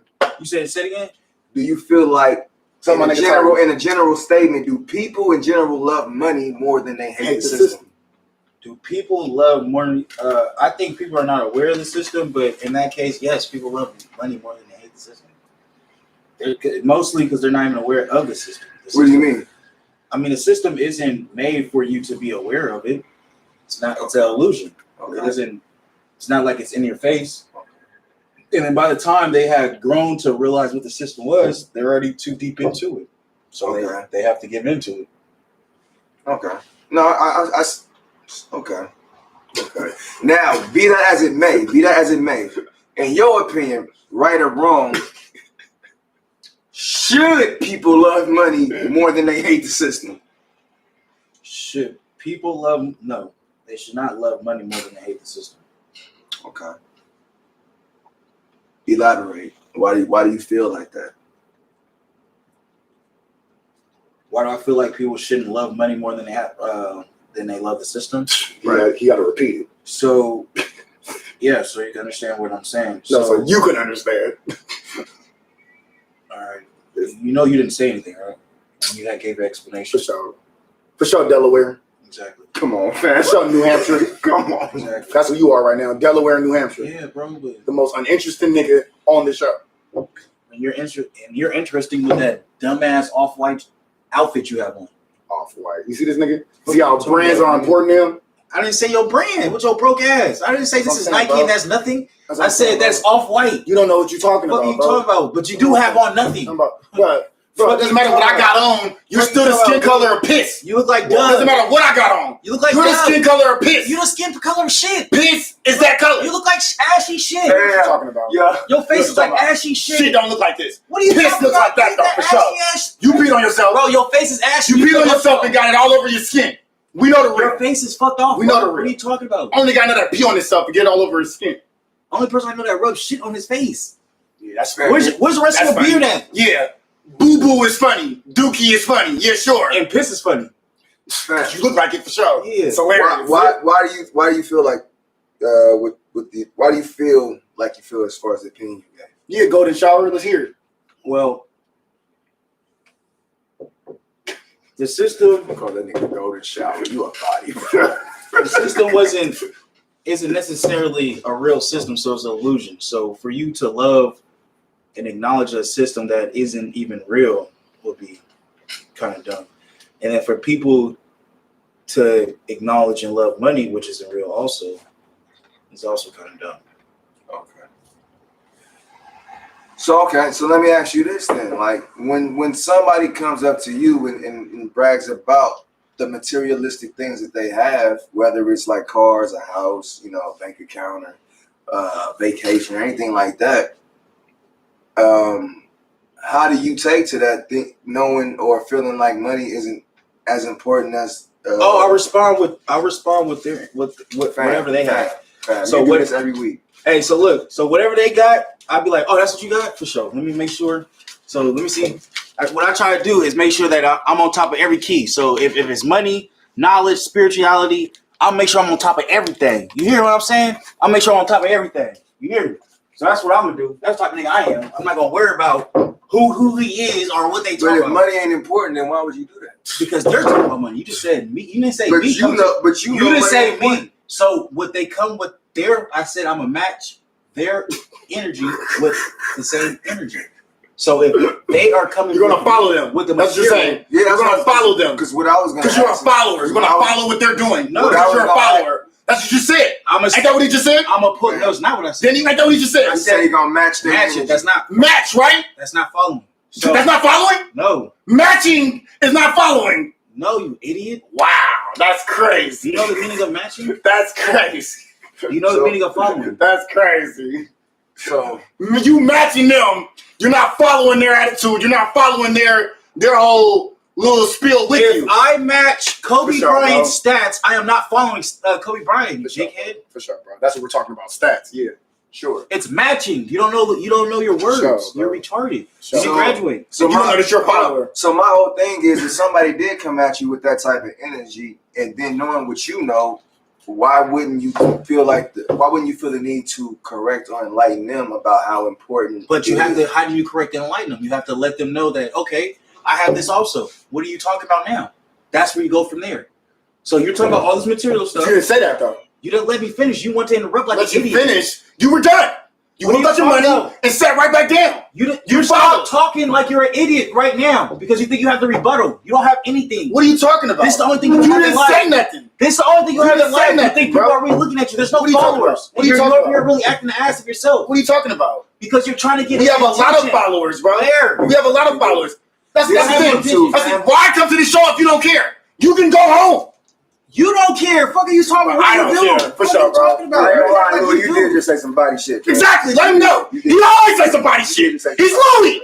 That's what Louis B stands for. You just said, you pretty much just said, bro, nobody fuck with this shit, bro. So why you? No, I'm not. That's basically what you just said, bro. He's trying too hard. He a body, bro. Okay. For no reason. Bro, he a body, bro. Just let him talk, bro. Let him What is he doing? He's trying too hard. Let him have his moments, bro. Over talking to everybody for no reason. So let him have his moments. back to the what we're talking about. Okay. Because he gets everybody off topic, and obviously was Louis. Yeah, that's what happened. That's exactly what happened. Keep it going. I'm right here with you. Okay, so as in for the people relating to money and the illusion of the system, as I had quoted, that the illusion of the system is illusion, so there's no need for to even focus on that part. And if money is an illusion of the system, there's no part to focus on that part. I got a question for you, Louis. In your opinion, your personal opinion to you, what's more important than money to you? Personally, what's more important than money? What's more important than money? There's a lot of things more important than money. Why are you laughing? He has not a life. Seriously. He's not a life. And he's talking about who's interrupting. How old are you? How old are you? You a cat, bro. This nigga's a cat. How old is he? What's more important than money, though? Everything. Louis the golden man from San Francisco. He the golden and silver man from San Francisco. Come on, fam. Stop that shit. Nigga, you the bum from San Francisco. Fuck are you talking about? Oh Why do you keep scratching yourself and laughing? Scratching myself. Why are you scratching and laughing? Niggas want to put on Lagoon Green and think they talking common sense. You're not, bro. You're not saying nothing. Bro, you look like a swamp. You look like a dirty bum. What are you talking about? Dirty bum that don't live in a swamp. How does I look like a swamp? This is Nike. Same color as You swamp. sound dumb as hell with that You got dirty the same ass color as white swamp. tee you got on. Look at his fucking same bro. color. Why you don't have a? Where's your neck at? Why is your neck hanging down like it's tired? See, I got a You're a tired ass white tee on. What are you talking about? Not funny. Why do you have a tired ass white tee on? Funny. Why do you have a tired ass white tee on? I want you to look at his face. Pay attention to the eyebrows. Why do you have a tired They ass white don't tee move. on? His eyebrows do not move. Pay attention. Your hairline don't move. Why is it still moving to the left? He just said it don't move. What the fuck are you talking about? What's wrong with this guy? What's wrong with him? All right, I'll answer the question. I'll answer the question. But I already answered it. We need somebody to answer it. No. I said, what's more important than money? Okay, it's like to me, in my personal opinion, certain things that's more important than me is like character traits. To me, is more important than money. Really? Yeah, your character traits, because that determines what you are not willing to do. So you'll work for character traits? No, that's not what I said. I said that's more important than money to me. Right. And so that means where where I'm trying to and that was one example. I wasn't done. But I know it wasn't done, but what I'm trying to put together is that more important money is, I get it, is like, what would you do for it? So let me give you an example. I would rather go into business with somebody who isn't money motivated. Like, yeah, I would rather go into business with somebody who's less money motivated, and don't get that confused with somebody who's motivated to make money. But being money motivated is something different. What is that? Being motivated to make money and being money motivated are two different things. Because that means when you money motivated, you a hoe for money, bruh. You a hoe for money. When you're motivated to make money, nigga, you gonna do what you have to do to get it on your terms. That's crazy. You gotta explain that to him. So that's what I'm saying. So I would rather do business with somebody who's motivated to make money rather than somebody who's money motivated. So to hoe for money You know what hoeing for money is, Louis. You know exactly what hoeing for money is. So hoeing for money is selling your body. Not necessarily. It don't always have to be that. So that's what I'm asking you to clarify. Don't act like we're talking to an audience. Okay. No, let you tell me we ain't talking to nobody. So, and when people pick this up, you don't want to not clarify what you're talking about. So if you're hoeing for money, right, you're speaking that as a term. You're not actually speaking the actual process of hoeing for money. So hoeing for money will be selling your body. Not necessarily. So what do you mean by hoeing for money? Okay. You know what? You might have a point because what I'm thinking of, it might be tricking. Because I'm like, I didn't seen niggas who give like free studio time to a female because she look good. Free weed. Now, some niggas might look at that as hoeing. Free rides. Yeah, right. Niggas, so a lot of niggas, bitches free rides. So it's to me, somebody might look at that as hoeing. Other niggas might be like, bro, you tricking. You know what I'm saying? It depends. So I'm like, okay. Other niggas might look at that as genuine. Nah, fam. Not free ride? Not if you're doing it because you hoping to win affection. That's not genuine. That's what I be trying to tell people. I mean, okay. But what I'm saying, right? My brother's talking about. So what I'm saying is, yeah, that's the difference. And like what I was going back to is my original question is what's more important or what matters more than money? Like I said, character traits, knowing your circle, knowing the people around you. That's very important. Knowing the people around you, how genuine and how solid are the people around you. Like I said, learning. To me, personally, learning is more valuable than money to me. That's more valuable. Like I would rather sit. Honestly, honest to God, I would rather sit in a room full of books than a room full of money. For Straight real? up. If I knew I was gonna learn something out of that room, let me sit in that room full of books. Because maybe that room full of books can teach me how to get that room full of money. So I'm not tripping off of that. You know what I'm saying? So it's a lot of shit, in my opinion. That's bro. What the? Hey, so right now, why you got the gas on, fam? Hey, so right now, right? If you had a room full of money, would you turn that down for a room full of books? I would. As who you are right now. I would. Without even thinking about it. I don't even gotta hesitate to think about it. For sure I would. Because, okay, this brings me not necessarily to another topic, but it brings me to another part of this topic. Because I think money, in a way, kind of changes people. I think money does change people to a certain extent. I think when people start feeling like, oh, I'm doing better than so-and-so, that arrogance, if you don't check it, can go out of control. So money just shows who the person, expose who the person is. Not necessarily. Money can change you, bro. I don't believe that. Like expose who you are. Not necessarily, bro. Because nigga, you can be a genuine nigga broke, and then you get some money, and that shit can change you, bro. Right. And you really was a genuine nigga when you was broke, and it was circumstantial. Fam. It was if you have $20 to your name. Okay. And you know that you gonna get a ride and smoke some weed, you gonna give that dude $10. Okay, but what I'm saying, no, bro, no, I got you. Hold on, repeat this though, because it's been times where I had $20, bro. Don't put it personally. I'm talking about as I'm giving you an example from experience of why I disagree with you. So let me tell you why I disagree. So I'm saying that, bro, it's been times where I've been down to my last, bro, and I gave a nigga my last, bro. And you was broke? You was broke? And I was broke after that. Bruh. And that nigga was like, bruh, I need this because I'm trying to get this room tonight. I just need a roof over my head. This one of my partners who was homeless. And he's like, I just need this little extra whoop to pay for this room. That's what's up. And I'm like, bruh, when I give you this, I'm gonna be broke, fam. But I love you enough to not want you to be on the streets though. That's what's up. So I'm gonna give you this dub. And nigga, imagine how really broke you gotta be to have a dub to your name, nigga. So, you got dub to your name, that's all you got? Nigga, I was broke, fam. I was really broke. I gave that shit to bro. You feel me? So I'm saying, was it genuinely? That for sure. What? Did you think I was gonna benefit from giving him $20? No, you're talking about because you had gave. Are you gonna pass that or no, fam? Speaking as a genuine nigga, I'm saying I thought it was pretty genuine, no lie. I'm saying, but that wasn't the argument you had arose because you didn't. When you had money, did you still bless him? Did you make sure you had a house? Hold on, time out. Okay. Because I don't have enough money to put niggas in the house. I never had that much money. You do have a mindset and then you do have a game. Okay, but I don't have the physical money to do that. But you got the game to do it. You'd rather have books than money, remember?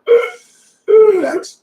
You rather build a nigga. So okay, with the game, that take time. That take me having the game to do is gonna take more mind. To build a nigga house. You have the game right now. Did you build a nigga house? You're stable right now, so you're able to give the game out to people to be stable where you're at. Did you reach out to the brother? Yeah. So I know what you was getting at. You don't know because you don't know the full extent of that situation, bro.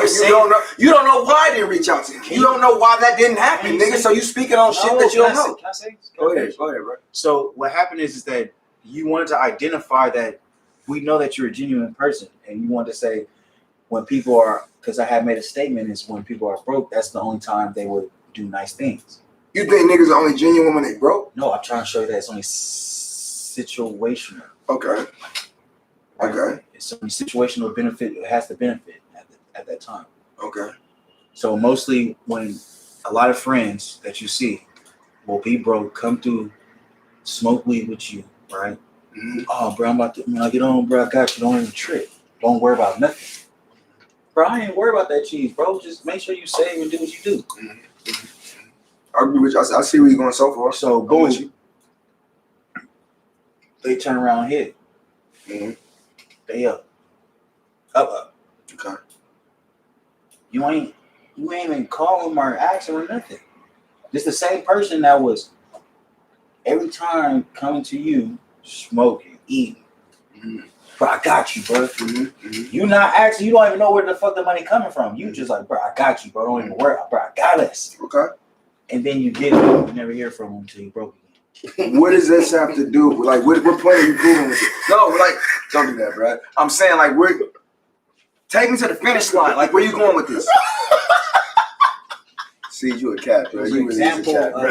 You a cat. It was an example of when people who are broke and they genuinely. Okay, so that's what you were saying. You were saying that money exposes. That's what you were saying. Okay, you were saying money exposes who people really are, and I'm saying I disagree with that because I feel like people go.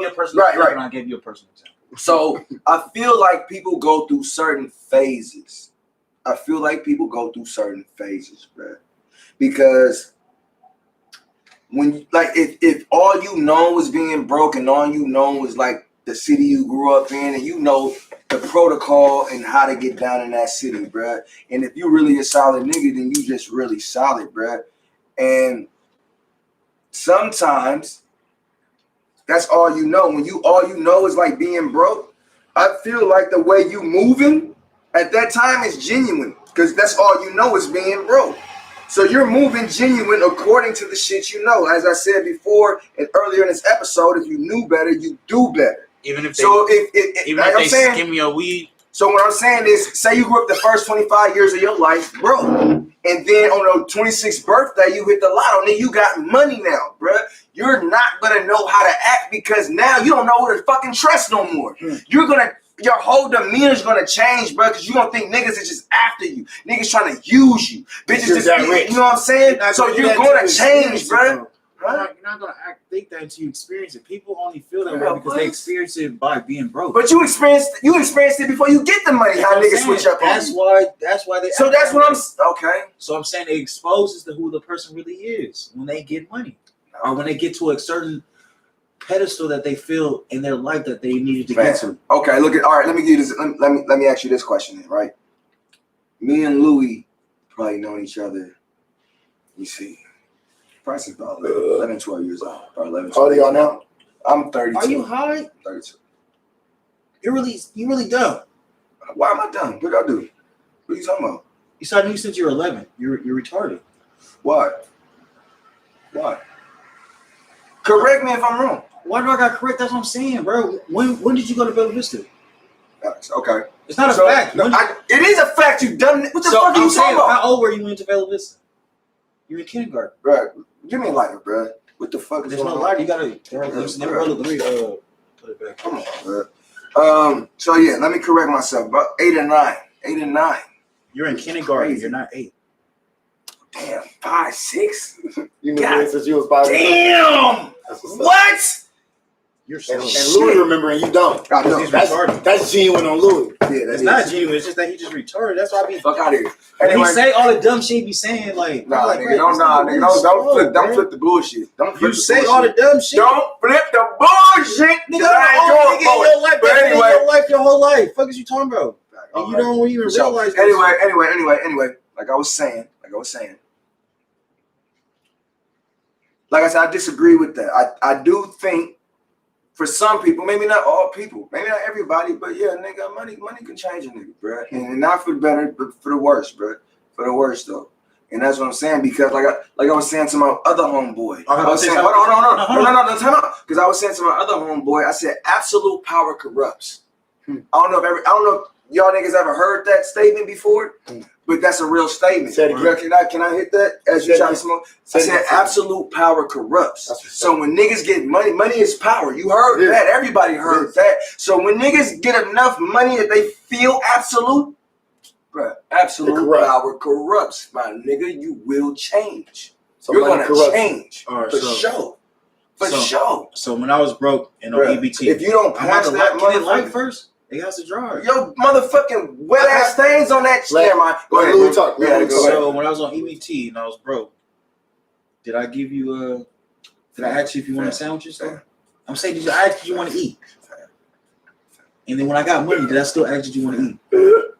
It's exposing a person who they really is. What I'm trying to show you.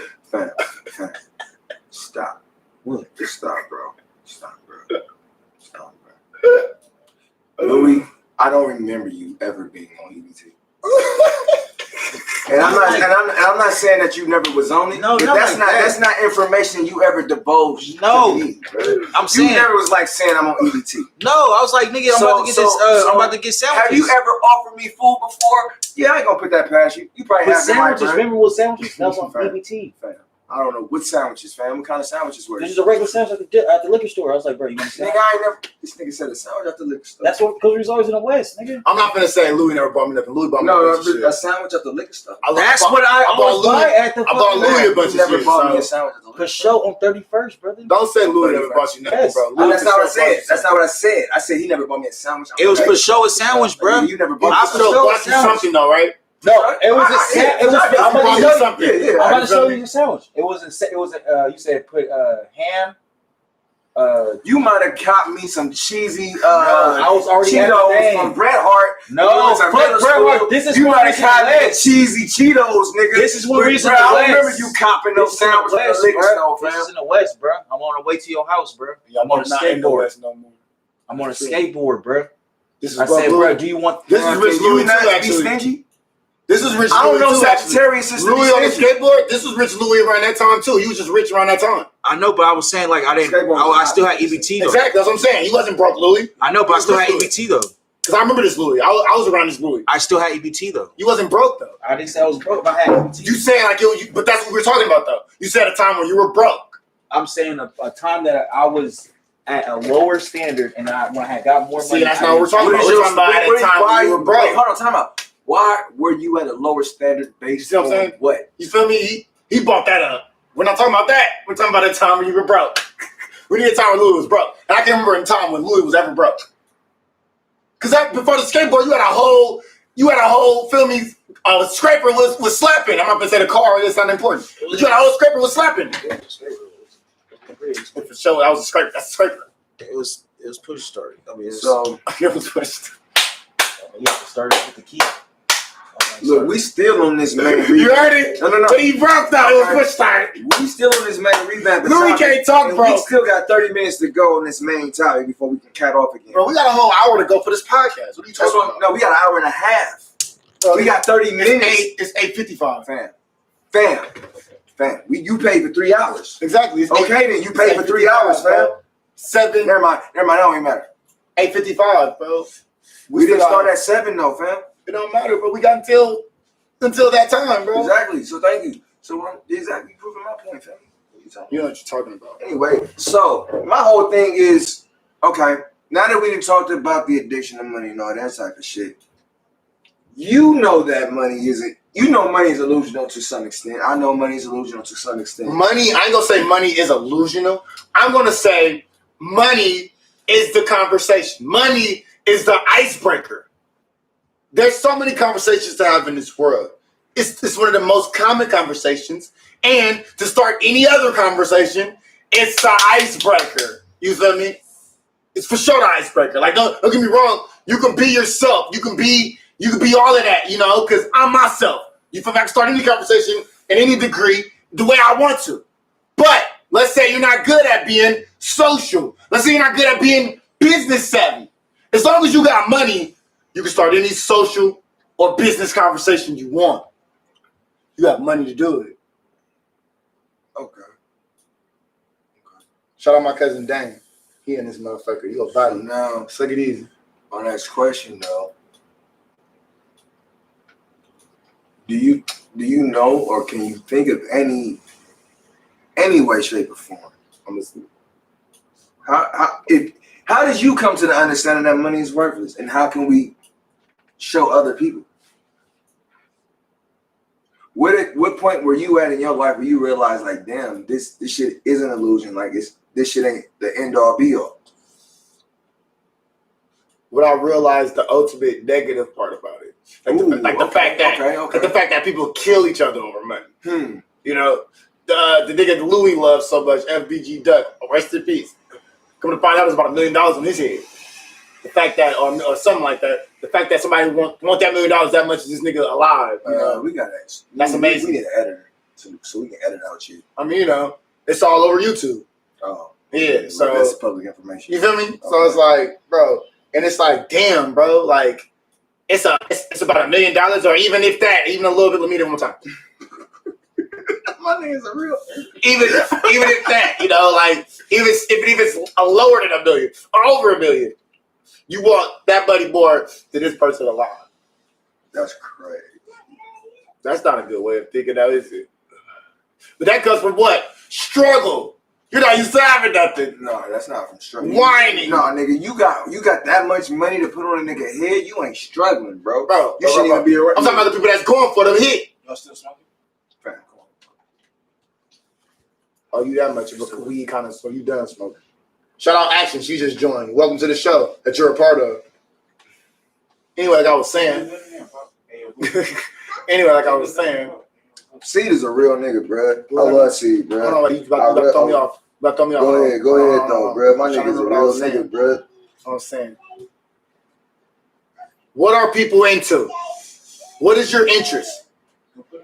Because if your interest is something, positive and happy, I can stand for it. If you're looking for relation of me to your struggle, I'll respect that. I don't need to relate to it, bro. I respect that. I salute that. I don't need to relate to it, though. That's all I want to say. Just in case people, that's on Lou. Just in case people think, I feel a certain way towards shit. Because, like I said, my nigga Jamon brought it to my attention. See, you don't like street shit. You don't like. I'm like, bro, when I was younger, when I first started rapping, I used to love all the street shit. Can we talk about that real quick? I used to love all the street shit. Now, I value music more, bro. As a nigga from the street. And I guess me getting older taught me that, bro. C hit this nigga in the sound anyway. How C hit it? He just, bro. Hey, what are you doing, bro? Are you being retarded? You're fucking up. You had it in your hand. My question is, C, where you from? You can be vague. You don't have to say specifically. ABL universe. Where did you grow up? In the ABL universe. Physically, where did you grow up? Physically. In the ABL universe. Okay, I respect that. I do. I respect that. So, see this from my legacy. See from Oakland, right? See from Oakland, right? See this from town. It's in the ABL universe. That's in the ABL universe. Okay. See this from Oakland, ABL universe. Oakland, California, ABL universe. Oakland, California, USA, ABL universe. Oakland, California, USA, planet Earth. You can call it what you want. I call it universe. ABL universe. I just want to be specific as possible. Be that. So, I was about to say, be that as it may. Bay Area. The area you grew up in, I'm familiar with. In that area is a pretty urban street type of environment. So, what I want to ask you is, how did you grow up in that environment? Yeah. And not, How do you grow up in that environment and not become a product? Because you obviously you ain't a product of it. How did you not become a product of it? And how did you get your taste for the music that you have a taste in? Being that where you're from. Back then, we didn't value all of that. All the shit that people value now, we didn't value all of that, bro. And that's what's wrong with people, bro. I was taught to be a leader, not a follower. So that's another reason I'm never on what everybody else on. But every now and then, something, like I said, something will catch my ear, and it got to be a good song, or it got to be standing out up to a point where it really caught my ear, bro. And I love music, period. You know, regardless. I love different type of music for different type of feelings, but none of it's for the struggle. Like, I feel like that shit is stupid. Like, that shit is dumb. Like, come on, bro. We all came from a hard past. Now, for sure, some of our past is worse than others.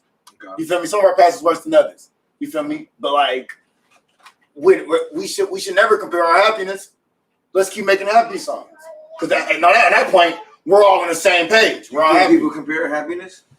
That was a hell of a statement. You see how you try to hurry up and I mean, when everybody's happy, they're But no, do people compare? Yeah, for sure people compare. In money, that's what I'm saying. Yeah, in money. Right. In money, they or compare. just material shit. In money, bro. That's all money. Okay. So in money, they compare happiness. Okay. But nothing, I repeat, nothing is more important than your happiness, bro. And if that is money, that's saucy, bro. Be happy. Be Walgreens. Be on the corner of healthy and happy. You feel me? Because like, that's the best feeling to have, bro. Like, if that makes you happy, I want you to be happy, bro. Be happy, please. Because any other emotion, that's you whining, that's you complaining, like, for me. And I'm happy. With or without money, bro. I've lived a great life, bro. I was raised by both my parents, bro. And I feel like that's one of the reasons, you know, because I don't feel where people coming from with their struggle, bro. And I'm sorry. I apologize for that. I do. I apologize for that. But fuck all of that, bro. Like, it'll always be worse. But then I look at other situations, like in other countries. This situation way worse than yours, bro. How bad did you really have it? I seen a nigga in Africa. Well, what is it? It's Ghana. Niggas making shoes out of straight cartons of Sprite bottles, bro. Making sandals, making slides. If not, they're on their bare feet. I ain't heard a nigga rap about that yet. Only close nigga I heard rap about that was probably Kodak Black, bro. And that's what I be telling niggas. I be like, bro, you could sit here and relate to a nigga, but you really don't relate to him on the fact that his struggle was harder than yours, bro. So how can you relate to something you've never been through? You never been through that. You never went through that. That's what I'm saying, bro. And with that word existing, bro, people be doing that and not even knowing. Like, come on, bro. Go read a book or something. Go watch a movie or something. Go watch a movie or something, bro. Like, hella ways to get empathy, bro. You over here relating to this nigga struggle music, bro. That's stupid. I disagree. I respectfully disagree. So what I mean is, like I said, the human condition, we all go through certain moods. There's nothing you can avoid. I think what is stupid is trying to avoid your own emotions is stupid, because we all go through certain ones. And I feel like once you accept and once you are comfortable with experiencing all these emotions, that makes you more of a complete person. Like when you try to avoid insecurity instead of just allowing it to happen, or when you avoid depression instead of allowing it to take place. Yeah, but it's a difference between avoiding it. These people glorify their struggle. That's what they rap about. Give me an example of a song that glorified a struggle. How everybody was broke. Because talking about a struggle and glorifying a struggle are two different things. How they was all broke. They didn't have it at first. That's not glorified. That is glorified because you just about having it now. Having what? Money. That's what they rap about. So you're not glorifying your struggle. You're glorifying your success from your struggle. Bro, exactly, bro. When there's other ways to succeed. What are you talking about? All right, so give me an example of another way to succeed. A whole bunch, bro. Whatever you define what's so what I'm saying you need to define other things that is successful. I agree, bro. No, let me get this point out real quick. So it's certain artists, right? Certain music artists, sometimes when I hear their interviews, it's like, give you an example, like DMX, right? Yeah. DMX got that song Slipping. And I've seen interviews where he's talking about like, yo, people walk up to me talking about how that song helped him get through something. So because you just admitted yourself, you can't relate. Me, I can relate to sorrow, depression. I can relate to all kind of shit, bro. So like it's certain songs that like are not happy. They are sad. But it's good to know that somebody else understands what the fuck I'm going through because, damn it, that's a whole nother topic. Like, that's going to be another topic. How do you select the artist you listen to? Because but let me focus. So, like I'm saying, I got a question for you. Okay, so that's what I'm saying. It's certain songs like Slipping. It's certain songs like you said, like Ain't Mad At You is a happy song. I mean, I disagree. You said Dear Mama's a happy song. I would disagree. I wouldn't say they sad or depressing songs, but they're not happy songs. Sure. But let me see, like another song, like A Dogs for Life. If you got to be a real DMX fan to know these type of songs, but it's like other songs that there's a medium between happy and sad. There's a medium between that. Yeah. And there are a lot of songs that fit in that medium. I agree. And that do a lot of good just in that balance because they balance. You know what I'm saying? It's not that scale ain't tipping too far that way or it ain't tipping too far this way. The song is at a perfect balance so it resonates. So it's a lot of songs out in the world like that yeah, they deserve acknowledgement. They shouldn't be like shamed or shitted on for being made. They should, bro. Explain why. Absolutely should, bro. On the fact that, look at Juice WRLD. Okay. He wanted to die. That's what is it? Okay. The type of music he made. He made music like he wanted to die. You feel me? Niggas want to die, bro. And why do you want to die, bro? Because you're stuck in this world. This is my question for you. Do you create everything you're going through? Do you create everything you put yourself through? Yeah. Right? So, Right? You do, right? I think so. You do, right? Yeah. So you already know what point I'm making with this, right? Okay. You already know what point I'm making with this, right? Keep going. I mean, I just said it. You put yourself through shit you don't even have to put yourself. Some people be forced to put themselves through situations. Some people just put themselves through situations because they're aware of the consequences. But, being a person of, me personally, I'm the same way. Experience. I need experience. I need that type of knowledge. I need that type of wisdom. That's the only perspective I respect. It is. It is the only perspective I respect. Personal experience. So, with that being said, that's why you put yourself through shit, bro. When you don't really gotta be putting yourself through shit all like that, bro. You be happy, bro. Be cool, bro. You alive. Be thankful. But I mean, that's one person pointed to me, bro. Like I was one of them days of these 3-week hiatus, bro. I was super depressed, bro. Mm-hmm. One person said this to me. They was like, bro, to go through things, you gotta grow through things. Mm-hmm. You feel me? And it was like, bro, and I'm usually getting that right there's gonna prove my point. But keep going. And I'm usually getting advice from you. See, I'm usually getting advice from you. You feel me? But it's like whether you go through things and you grow through things, the attitude you always had, like towards things, whether you really shined light on them or really paid too much attention to them, you always had that Hollywood smile on your face, like. Like all teeth, whether it was all yellow or white. There's been times where your shit was yellow. See, I was like, for sure. He was like, for real. Like, oh, God. Shit been yellow, nigga. But you still smiling.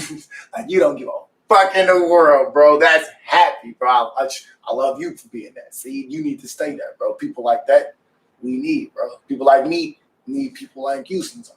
Like I agree with that sentiment. To just be around, to get ideas and brainstorm. That's probably why I couldn't accept you being Eric. You know what I'm saying? Because like I said, I agree with that sentiment.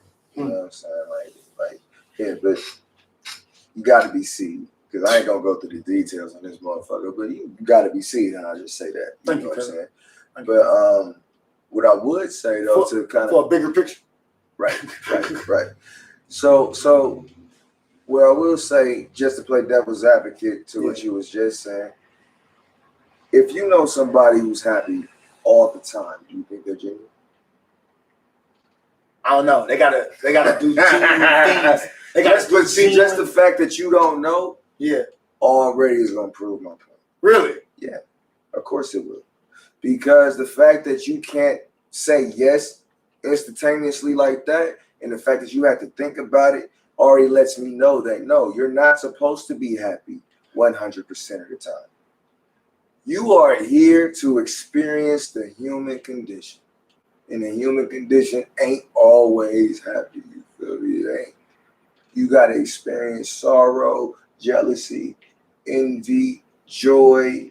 You got to experience. That's unnecessary. It is very necessary, brother. It is. For you to say the energy it creates, the vibe it creates. How is that necessary? Everything is a learning experience. Yeah, bro, but some people don't want to learn, bro. Some people are set in their ways. You have to experience rain to appreciate sunshine. Haven't you ever heard you have to experience sorrow to experience happiness? And that's assuming everything is a learning experience. And that's so assuming. You need to know all. Would you agree or would you not agree? Say again. So, Seed is saying that the only necessary emotion you need to experience in the world is happiness. And I said, I disagree. You need to experience every emotion. That's how you grow. How will you discern what is happiness? Fact. Because that feeling of happiness, you'll never forget it. But you wouldn't know happiness if you didn't know sorrow. Or wouldn't know any other. You wouldn't know day if you didn't know night.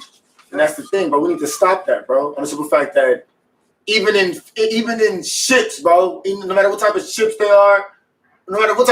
are, bro, people always think about the negative. People always think about the negative, bro. We just had this conversation. Bad news travels faster than good news. Why is that? We need to stop that, bro. We just had this conversation Wednesday, right? And Rose Shankel said, shout out, Shankel again. He said, do you know the law of polarity? Do you know the law of polarity? I do. What is the law of polarity? It's a balance, good and bad, right or wrong. That's not all the way accurate. For sure, bro. The law of polarity is, the law of polarity is that like and unlike are alike. That means there is no such thing as two separate things. Everything is one, but on a scale. Good and evil is the same. Hot and cold is the same. God and devil is the same. It's just all on a scale. So, how did I get to the law? What was you talking about? What's higher on the scale? Sorrow or happiness? But what's higher on the scale? So listen. Listen. What's higher on the scale? Listen to what I'm about to say. I'm listening. So the key to the scale isn't to be at the highest point. The key to the scale is to be at the center. That's where you get your balance. Your center point. The only way to get to that center point is you got to experience your highs and your lows. You experience that enough, and eventually it's going to balance out. You need your negatives as much as your... What are you talking about eventually going to balance out, bro? If it balanced out, don't you think we'll be hearing more happy songs? No. What I'm saying is, if it never balanced out, fam, it stayed negative, right? No, what I'm saying is, fam, even if it was all happy shit, right? If everything is a scale, that's what I'm saying. Think of everything as a scale, because that's what the law of polarity is. If everything is a scale, right, and your point is always at the top of the scale, it's going to tilt like this because it's unbalanced. If your point is at the bottom of the scale, it's going to tilt this way because it's unbalanced. Your point of the scale is to find your center point. So it takes both positive and negative. You got to go through both. Tell me I'm wrong, bro. I disagree with that, bro. How would you learn if you only experience happiness? How would you learn or grow or evolve? Because your happiness will inspire you to want to learn more. What? Evolve more. Elaborate. You came here, nigga. You gotta talk, bro. Don't come here and not talk. So, of course, what you're saying is that for the center point should be in everything in life. It's not just in It's not about the center point. I'm saying that I'm telling C that you have to experience everything, not just the positives. That's all I'm saying. Because he's saying all we need is the positives, and I'm like, bro, you need to experience everything to grow and evolve. So that's what I'm saying. And I just used the center point to prove the point of what my argument was. the polarity. Oh, yeah, exactly. All right, so being one-sided, you will never know anything. You won't know nothing. Okay. It's just like being biased. It is being biased. I mean, there's no way that you can be in all happiness and know what happiness is. Okay. You can't be in a happy state and then know what happiness is. For different emotions to arrive, help acknowledges. Well, first of all, emotions is for human. It's a human thing. It's a human trait. You need these balances of emotion. Right? And I said the key part you was going. That's what I was trying to say. For the center point for balance is in everything in life that you need balance in. So if you take that and you use it in every subject in life, then you'll understand what you're saying with polarity. Because that's the key point is balance in everything. I mean, not that you have to live on a sad or lower vibration, but you need to know what that lower vibration exists of, or what the components is. And vice versa, I mean, you can stay cool on a lower vibration, but still you know what the higher vibration consists of. I ain't gonna lie, I agree with you, bro. It's like life is an experience, and you can't appreciate nothing only experiencing one side of it. You want to know some deep shit, bro? This is some real deep shit. Me and you just had this conversation, right? We was just talking on Wednesday. I'm listening. It was me, you, my brother, John Roshanker, right? I'm listening. And I was telling you how I was giving you the example. If you take a bucket of water, but you put the little sprinkler filter on it, and you took that bitch over the water, it'll sprinkle out instead of pour out, right? Sure. But I got a better example, right? Say if that sink, the sink right there was full of water, right? And say that is the primordial waters that they say we come from, because they say we come from the primordial waters. Say if I took a cup, right? I took a cup and I scooped a cup full of water and I set it on the counter, right? Okay. And let's say that cup was your physical body covering your spiritual form. Okay. Is what's in that cup any different than what came from that sink? It is. How? Because you declared what it was before you even told me what you was doing. Elaborate, see? You just said, let's say this sink overflow. That's right? Not what I said. You said, let's say this sink filled up to the top. Okay. And I use a cup to scoop the water up, and I put it on the counter. That's when you explained who I was in the situation and what the situation was. No. Yes, that's exactly what you just did. That's not what I did. And that's not the question I asked you. What are you talking about? It's not what I asked you, see? I said, let me repeat the question again. I'm listening. Say that sink was full of water. Okay. You take a cup and you scoop a cup full of that water. Yeah. And you put it on the counter. Is suddenly that water all of a sudden different than the water that's in the sink? You just said my body is the shell surrounding the spirit. But still, is the water still not the same as the water in the sink? Not if you just said my body is surrounding the spirit. What does that have to do with the water? You said what? What does it have to do with the Nothing, no more, because you declared it something else now. I didn't. Yes, you did. You did not. You just did that, bro. You did not, bro. You didn't say from the jump. What do you think? This water represents this, and this cup represents this. Well, okay. And this sink represents this. Let me You didn't say none of that. Let me dumb You it said down. I grabbed some water, scooped it up, put it on the counter. That's you told me what I represented and what the water represented. Okay. That's what happened. Okay. We can run the replay. Okay. I'm about to dumb it down though. I'm listening. Let's say this. Look. Let's say this sink was full of Hennessy. Let's say this sink was full of Hennessy, right? Yeah. I take that jar, right, and I scoop a cup full of Hennessy out this sink, right? Is all of a sudden what's in there not Hennessy? No. Exactly. It's still the same shit. It's the same thing. No. So why is it not? Elaborate. Please explain why it's not. Thank you. Because it might be a little watered down. You playing with it, doesn't matter. And probably sit it for a minute. You don't know what you did with that, Henny. Why does he do that to every question? Does he know you're wrong? That's what it is. Because you know you're wrong. That's all it is. So basically, this could be. You ever seen Space Jam? No. Let me finish my point. Right? Let me finish my point. I'll let you finish your point. I'm not, because I'm not done. I'll let you finish. I'm not done. Go ahead, bro. Go ahead, bro. Say if it was 6 billion bottles of Hennessy that scooped up this primordial water. Yeah.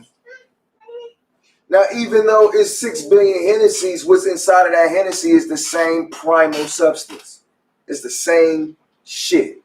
The only difference is maybe the size of the bottle, which can be symbolized as somebody's physical form. Some people are bigger than others.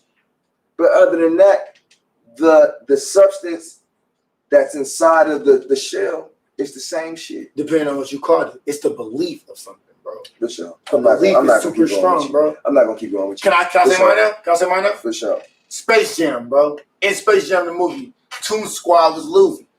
This nigga Bugs Bunny filled the bottle up with water. Filled it up with water and said, hey, this is Michael Jordan's secret stuff. That's not water no more, bro. That's Michael Jordan's secret stuff, bro. Who won the game? Toon Squad was losing. Who won the game, bro? That's called a placebo effect, brother. It don't matter what it's called, bro. No, It's not because it does. It's not what it is no more. Do you know what that means? It is no more. Do you know what that means? Bro.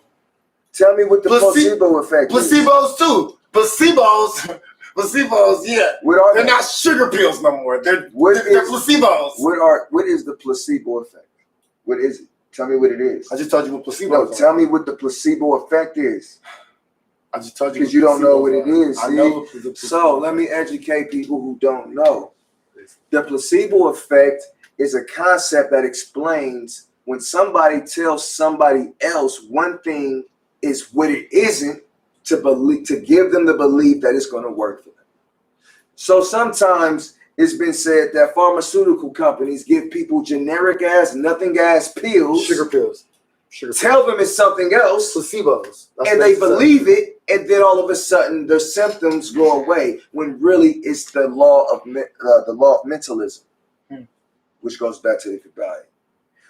But what I'm saying is, nonetheless, a sugar pill is still a sugar pill. A bottle of water is still a bottle of water, no matter what you call it. I can call water gold. It's still not gold. It's water.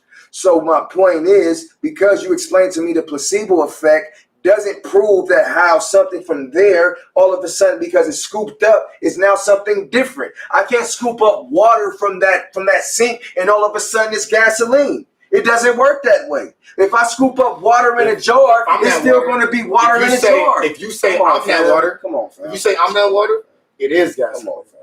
Come on, fam. You just said it. Come on. I scoop up water, and you are the body that covers the light inside the spirit. A cup doesn't change what a liquid is. If I scoop up liquid in a cup, in a jar, in a glass, it's still going to be the same thing. If I scoop up water in a jar, it's not going to turn into oil because I scooped it up in a cup. Maybe it don't scoop it up. Come on, fam. That's what I'm saying. Maybe it's the way you know what, and you know what, fam? That's why you are the last genuine nigga left, man. Because of shit like that. Hey, we need to scoop it up a different way. I feel People need to remain happy, bro. Once you remain happy, bro, I need a seed topic right now. People, and you know what's crazy to me, bro? People value the negative shit that happened to them, bro. Like that's a story they would tell you over and over and over, and the more than the happy shit that happened to them, bro. So for me to be like, damn, you was married? Yeah, I was married, bro. You know what? I'll be like, that's crazy. But they'll tell you, oh, you used to be a geeky. I used to be a geeky head, bro. In life, niggas experience more negative than positive, though. In life, niggas do. And well, you know what? That's not true. That's not true. That's not true. That's unbalanced. You know what? That's not true. And that's unbalanced. That's what I'm talking about. Okay. We need more happy shit, bro. Okay. You see how all that talking you did, you came back to make my point? I didn't make your point. Well, you didn't make my point. My point is we need more happy shit, bro. No, I didn't make your point, but no, I didn't make the point. You just said niggas don't even go through happy shit in their life, bro. That's what's wrong. But that's an uncontrollable element in life, bro. Bro, I just asked you a question, though. What question did I ask you? Do you remember the question I asked you? What's the question? You don't even remember, huh? That's crazy. Okay. That's how most people are. For sure. So what's your question? Do you control what you put yourself through? For sure. You do, right? For sure. So then, bro, don't tell me about... Who was that? Yeah. Nigga dead. Niggas don't tell me about it's an uncontrollable thing. People don't know they got that type of control, brother, and when you do tell them, they don't believe. That's what I'm saying, bro. I don't know what you're talking about.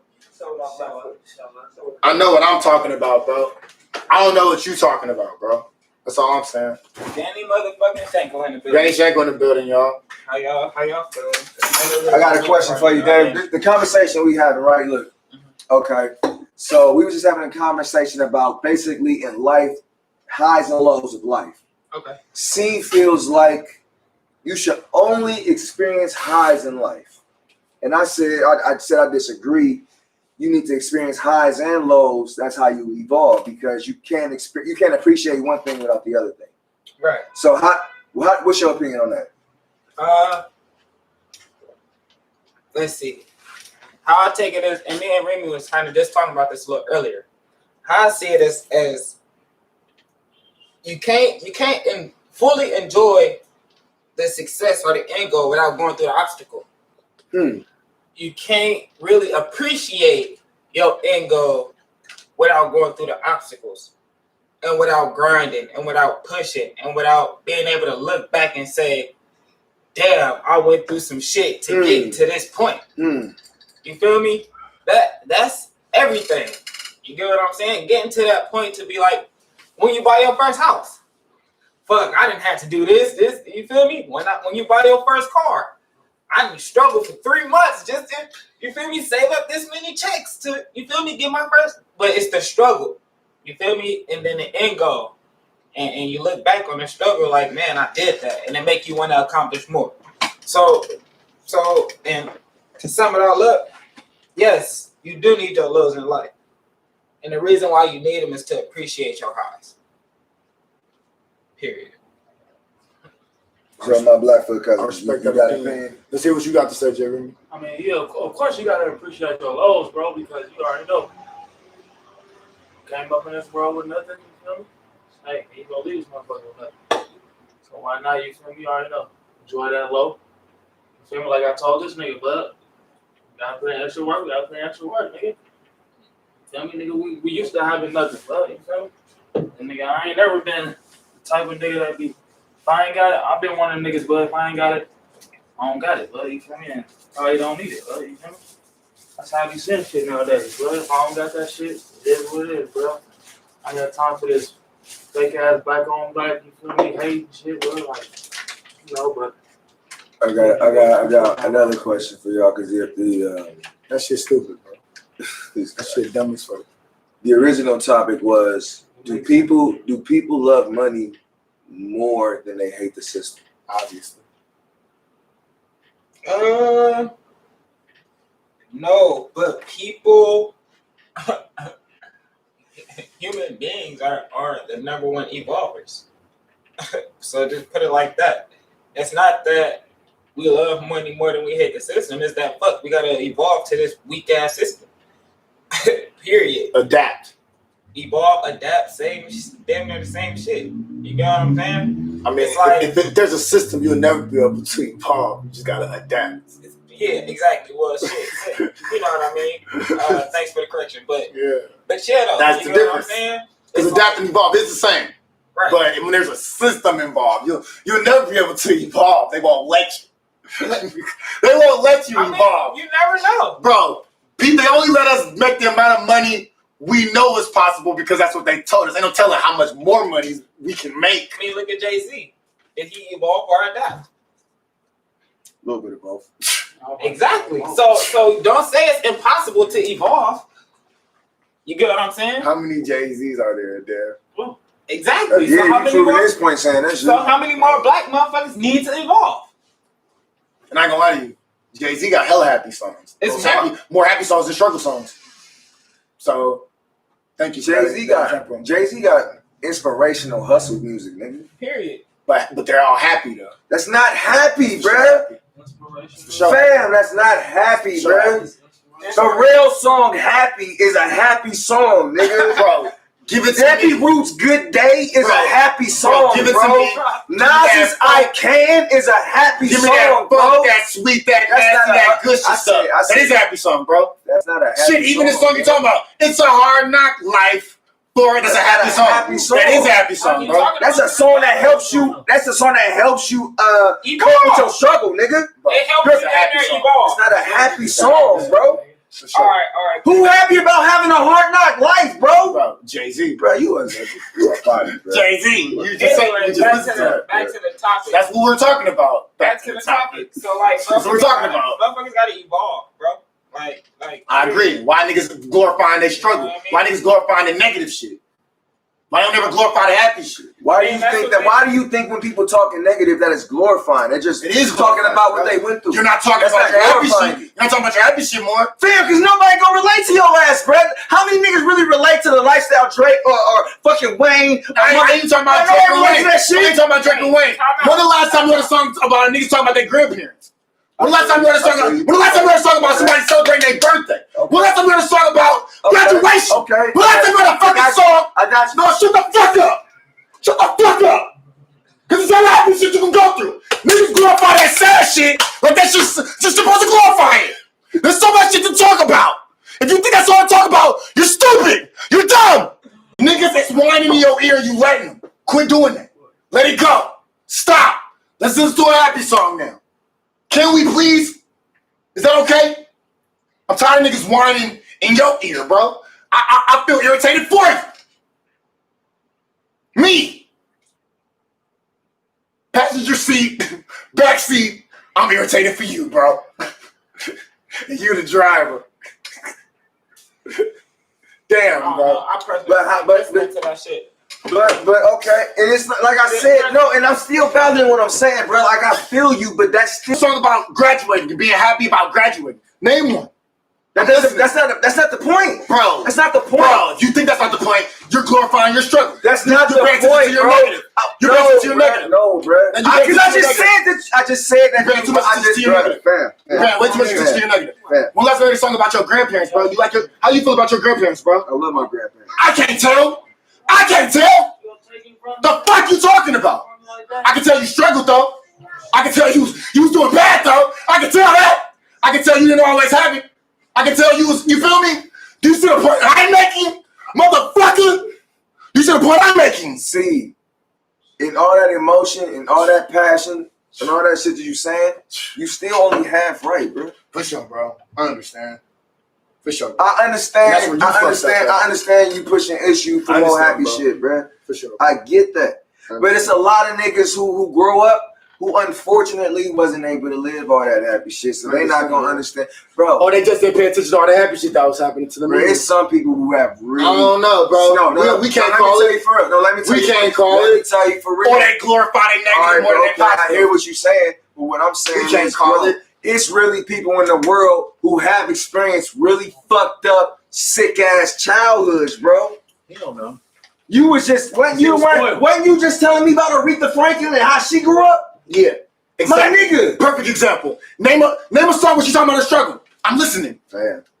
I'm listening. Name a song where she's talking about her That's struggle. not the point, fam. That's very much the point. Not everybody who went through the shit she went through got her opportunity, bro. You don't even know Aretha Franklin was raped until you watch the movie, until you read a book. Not through her music. She don't tell you she was raped. Okay, so all she was happy. Okay. Appreciate and value that. You don't want to know.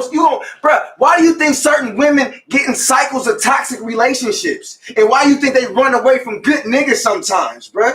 Because they ain't ready for that shit. They can't relate to it. Because of the previous relationship. Oh, yeah. You a body, bro. No, you a body, nigga. You a body, nigga. What are you talking about? You a body, bro. For sure, bro. But you ain't got no rebuttal. Like women don't remember their beauty techniques from their mothers. Like What women the don't fuck are you talking about? You brought this up. So let's talk into it, bro. I'm talking about the happy moments a woman would take from her mother.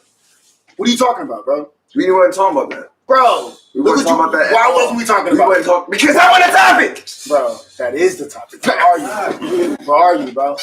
Where are you, bro? Come on, bro. Where you been, bro? How do you make up That happy mood, bro. Where are you, bro?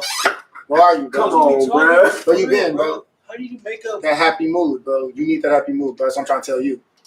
You need that happy mood. I'm not bro. disagreeing with that. See, I don't know what you disagreeing with. I don't care what you saying. That's what I'm saying. You need that happy mood, bro. Yeah, And it shows this a lot. is the most Aries I've ever seen you, bro. It shows a lot. You really in your little fire passion shit. It's not even just you though, bro. It's the whole fucking world, bro. Everybody glorify their negatives more than their positives, bro. Let me hear you brag about something that's happy that happened to you, bro. You tell every time somebody bring about positive, don't brag about breathing. You got a point. What's he talking Don't brag about breathing. What is he talking about? Because all right, here's What is he talking about? okay. I'm about to tell you.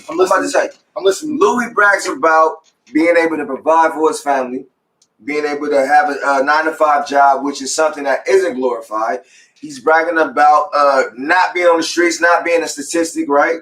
He's talking about just being an upstanding When and where? Fam, I'm just When telling and where? Fam. When and where does he do this stuff? I don't know. I don't know how. Exactly. You don't know. I don't know either. Because he don't promote this. If he promoted this, I would stand by what the fuck you just said. He don't promote this. What does that mean? What does that mean? Exactly. The place you talk about, the shit you do, you don't promote that platform. What are you talking about? So like I was saying, Everything you say. let me hear Louis make a happy song. Has Louis ever made a happy song? No. Fam, if Can't See Me is a happy song, then Warren Sapp is a happy song. This I'm telling you the truth, bro. I'm about to, bro. By your standards, my nigga. By your standards, my nigga. this nigga, bro. Bruh, I'm saying, my nigga. If I Get Around is a happy song, for sure Warren Sapp is a happy song, bruh. But what song he glorifies though? My mama's son. Exactly. Point C. How? Yes, what's my mama's son about? What are you glorifying? Okay. What are you glorifying in my mama's son? What's it about? You tell me. You create the song. If you Yo, remember the dumbass, lyrics- listening. So if what you is remember it? the lyrics, if you remember the lyrics, What is let's it see if you remember the glorifying, lyrics. dumbass? Let's see if you remember the lyrics. What is it glorifying? At? You tell me. You know who just brought it up? You idiot! Why the fuck I gotta tell your stupid ass? I bought that song up because you promote it. That's the only song you promote. So you don't promote if Warren it's not Sapp. positive, You don't promote Warren Sapp. where is it negative at? You don't promote Warren Sapp. Where is it negative at? Why do you promote Warren Sapp though? Bro, you don't have a fuck no argument. You sound dumb. What are you talking about? That is my argument. Where is the negativity inside my mama's son? Is Warren Sapp available to buy? Is Warren Sapp available to buy? What is It's that? not, right? They can It's listen not. to So it. you glorify your negative. Your negative song is available to buy. Where is it negative on my mama's Okay, son? then, bro. Let's move on. Where's the negative on my mama's That son? proved my point. I appreciate it, man. That was beautiful. Where's the negative on my mama's son? Beautiful. Grew up in the hood, I was my mama's son. Funking over shit that my daddy done. You happy over all of this? You don't make no fucking sense when you talk. You just yell, You happy have about a that? fucking big ass vein popping out, hella fucking fungus and But he's must not out happy the side though, of your lip. But he's not happy though, right? But he's not happy though, right? What are you That's talking my about? point. You sound dumb as hell. He's not bro. happy bragging about that. What are you Is he talking happy? about? How you gonna tell another person what they're happy about? You can't be happy. You're glorifying What the fuck something. are you talking about? You sound stupid as hell. Just keep talking. You just keep thinking yourself in hell. You glorifying negative struggle. You Where in the song was it glorified negative If Warren Sapp struggle? was available as my mama's son, you would have your point. You have nothing. Nothing. I feel like I made my point.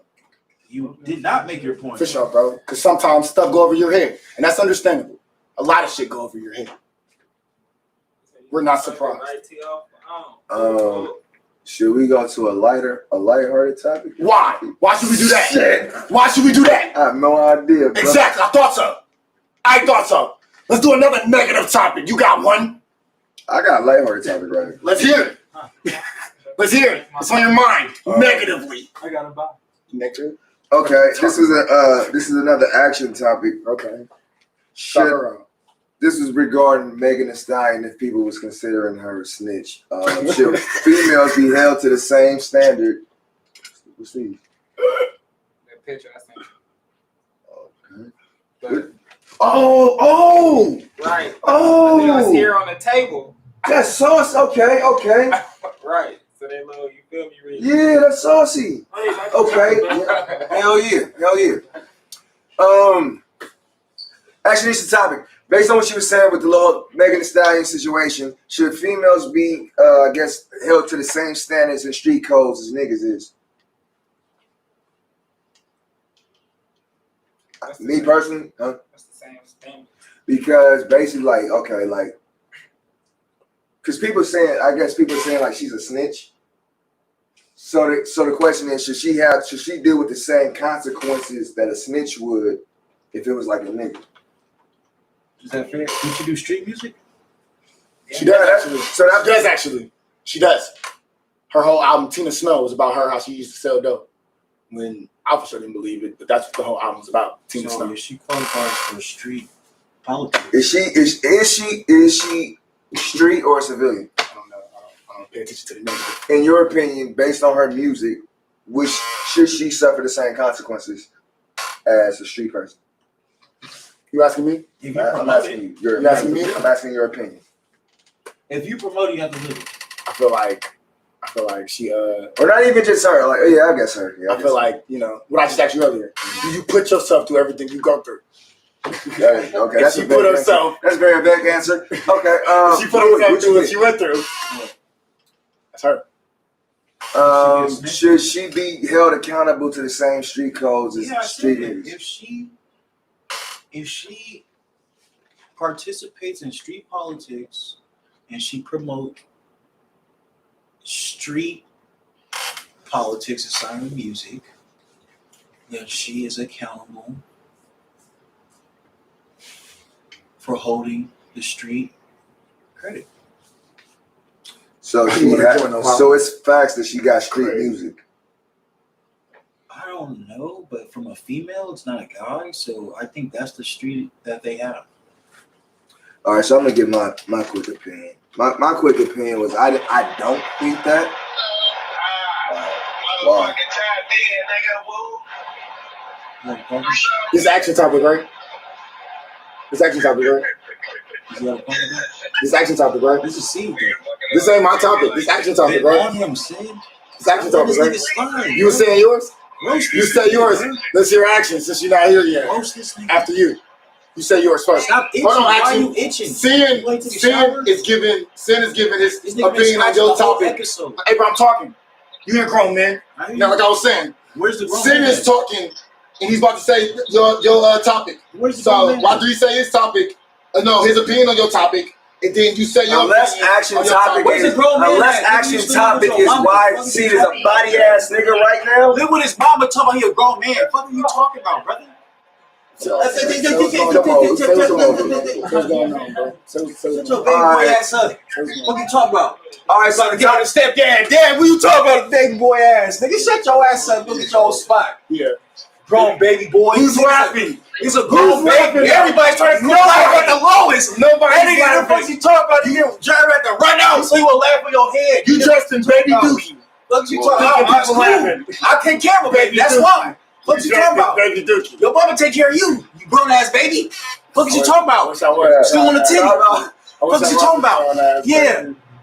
Can you not have a phone right there at least? There, put the phone like up there and shit. Say your opinion so she can say hers. The nigga don't even wash his own laundry, nigga. How old are you?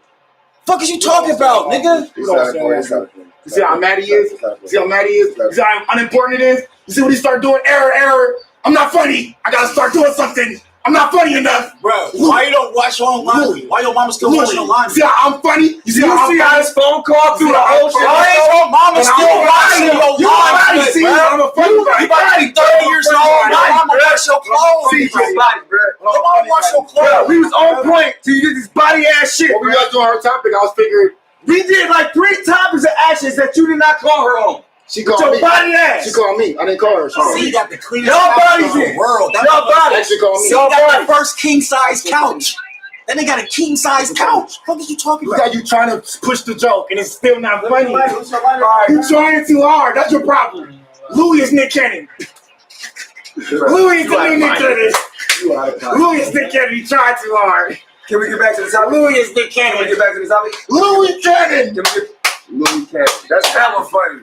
That's kind of Louis Cannon. Louis Cannon, hey, Cannon don't live with his mama. Nick Cannon got his own house. What you talking about? Cannon. Bro, get here. Just get here. Just get here, bro. It's good. Cousin It's Skeeter? a good show. What are you talking It's a about? good show. I like this one. It's getting good. It's getting good. We got 35 bombing, I'm we got winning. 35 minutes. Fam. So, okay, like I was saying, in my opinion, I don't know making music like that. I don't know if she was in some street shit. I don't know that about her like that. But you want to talk But, about fuck you.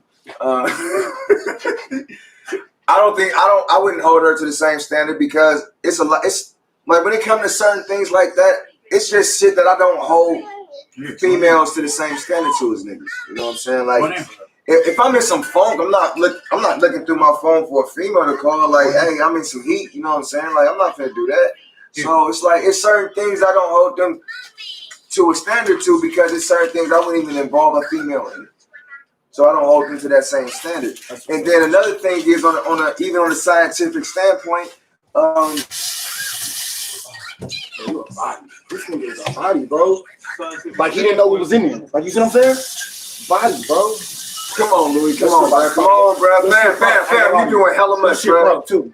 Your shit, I'm not even that representative since you like struggle so much. Your shit broke.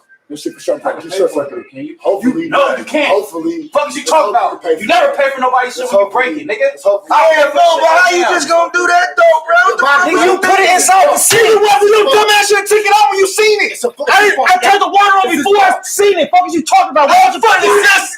You don't see that. How you gonna see it in the seat? Fuck you, dumbass, you look at the fucking seat. You turn the water on. Who put this in the seat? Who the fuck did I see the seat when I turn the water on? It's right here, you dick ass nigga. How you not see this when you looking at that? Who put a fucking battery on the 50 idiot? You fucking dumb as shit, nigga. What are you talking about, nigga? You fucking idiot. Dumb as shit, nigga. Who put a fucking battery in the seat, nigga? Who the fuck turned the seat on and not see what's in the sink? In that fucking seat! You're supposed to turn the water on, you dumbass! Why would you put a fucking battery in there?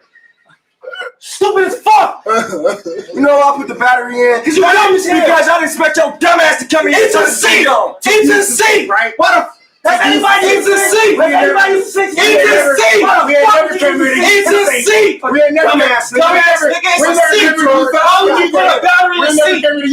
Fuck you so retarded. Why would you put a battery in the sink? You're trying to say that's okay to put a battery in the sink. You're trying to say that's okay to put a battery in the sink. We're doing better. We're Who doing put a better. battery in the sink? Bruh, who the fuck not see what's in the sink, bruh? How you gonna see it? It doesn't matter if you can't see the sink. Who put the fucking battery in the sink? What did you talk about me doing this? What did you talk about me doing this though? Spit all on his lip and shit. What?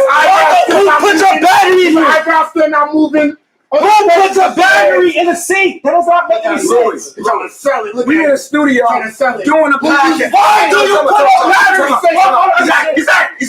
Why would you put a battery in the sink? In the studio. We in a podcast. Why would you put a battery in the sink? Dumbass gotta use the sink in the first place. It's a sink! Sit down, bruh. What do you need the sink for? Sit down, bruh. What do you need the sink for? Sit down, bruh. What do you need the sink for? Did you see me use it, you stupid motherfucker? For what? Did you see me as a man? Did I use it? For what? Did I not use the For sink? what? You stupid For what? motherfucker. For what? Did I use it? For what? For what? To wash my And how long your dumbass fucking How long did it take for your dumbass to realize there was a battery in there? When you turn How it long on, did it take you to realize that? you turned it on. I turned it on before you looked in there, you dumbass. That's not the point. The point is, it's a fucking sink. You don't put a battery in there. That's the Get out of point. my face, bro. Fucking idiot. Your battery don't work either, too. It worked because it's the fucking computer still on. Even if it didn't work, you couldn't pay for it. I could pay for it. Let's hope so, bro. Fuck are you talking about, nigga? Can't even pay for gas. That's dangerous, bro. You can short circuit everything. It's like this building on fire. That's why you don't put it in the sink. You feel me? You stupid fuck. You is stupid for that, but no, I don't go to a studio to use the sink or the oven. Exactly. So I feel like y'all both bodies, but that's just me proving me right even more. And I hate that you did that. You fucking dipshit. Nobody goes to the studio to use an oven or a No, nigga, they don't.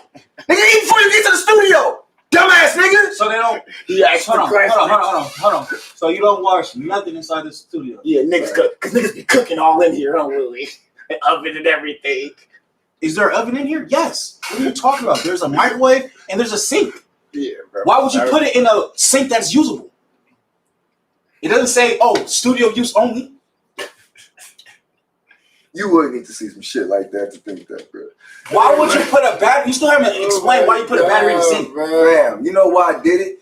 Just like I said, I didn't expect your ass to come in here and need to use it. Doesn't even matter. Anybody could have come in here and used the sink. Why would you put a battery inside the sink? Not your house. You know what? At your house, do you turn on the sink without looking?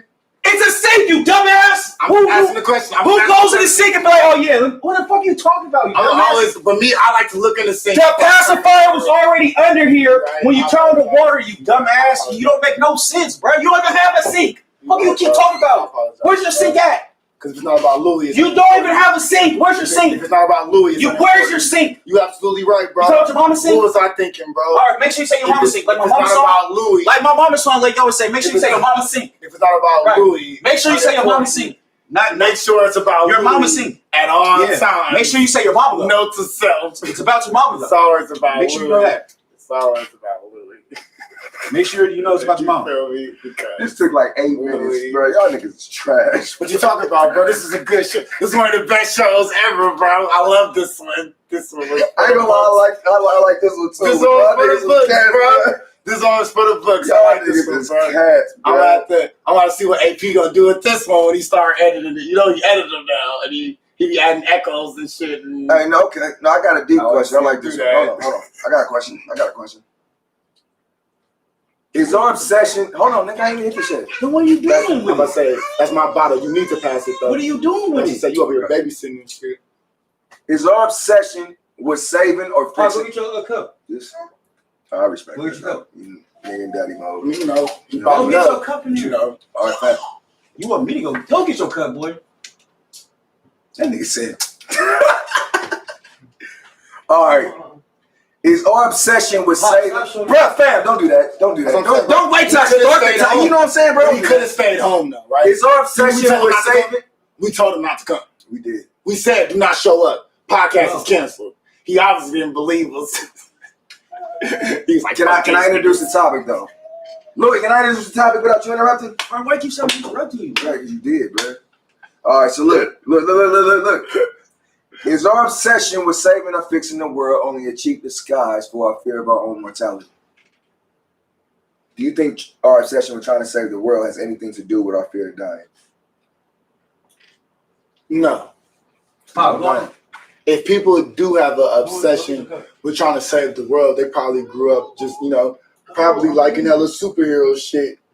They feel like superheroes exist. They feel like they can be a superhero. You feel me? So, but okay. I'm not saying their morality focuses on that though, because their morality may be something totally different from that, from what the superhero has taught them. Integrity, honor, loyalty.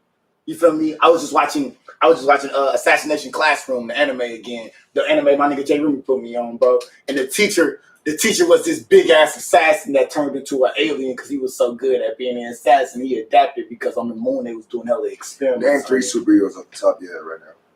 3 superheroes off the top of my head right now?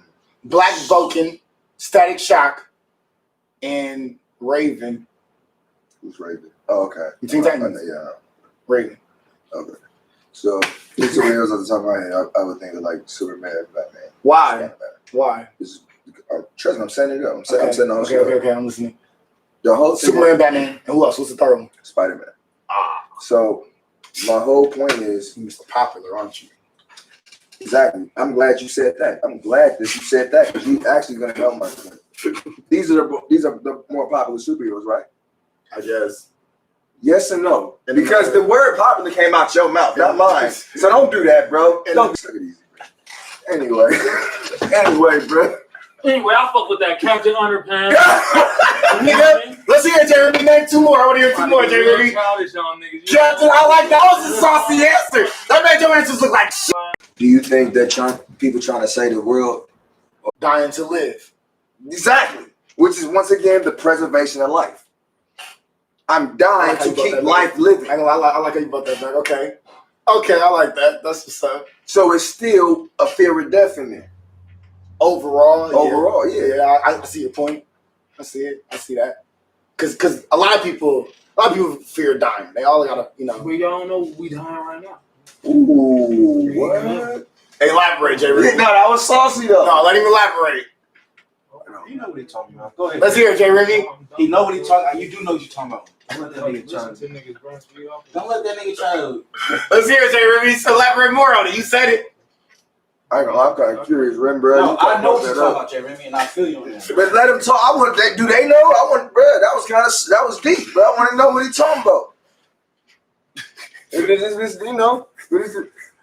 Anyway, what I took from that, I'll talk about what I took from that thing. What I took from that is, yeah, nigga, we is down already inside, bro. We born dying. You know what I'm saying?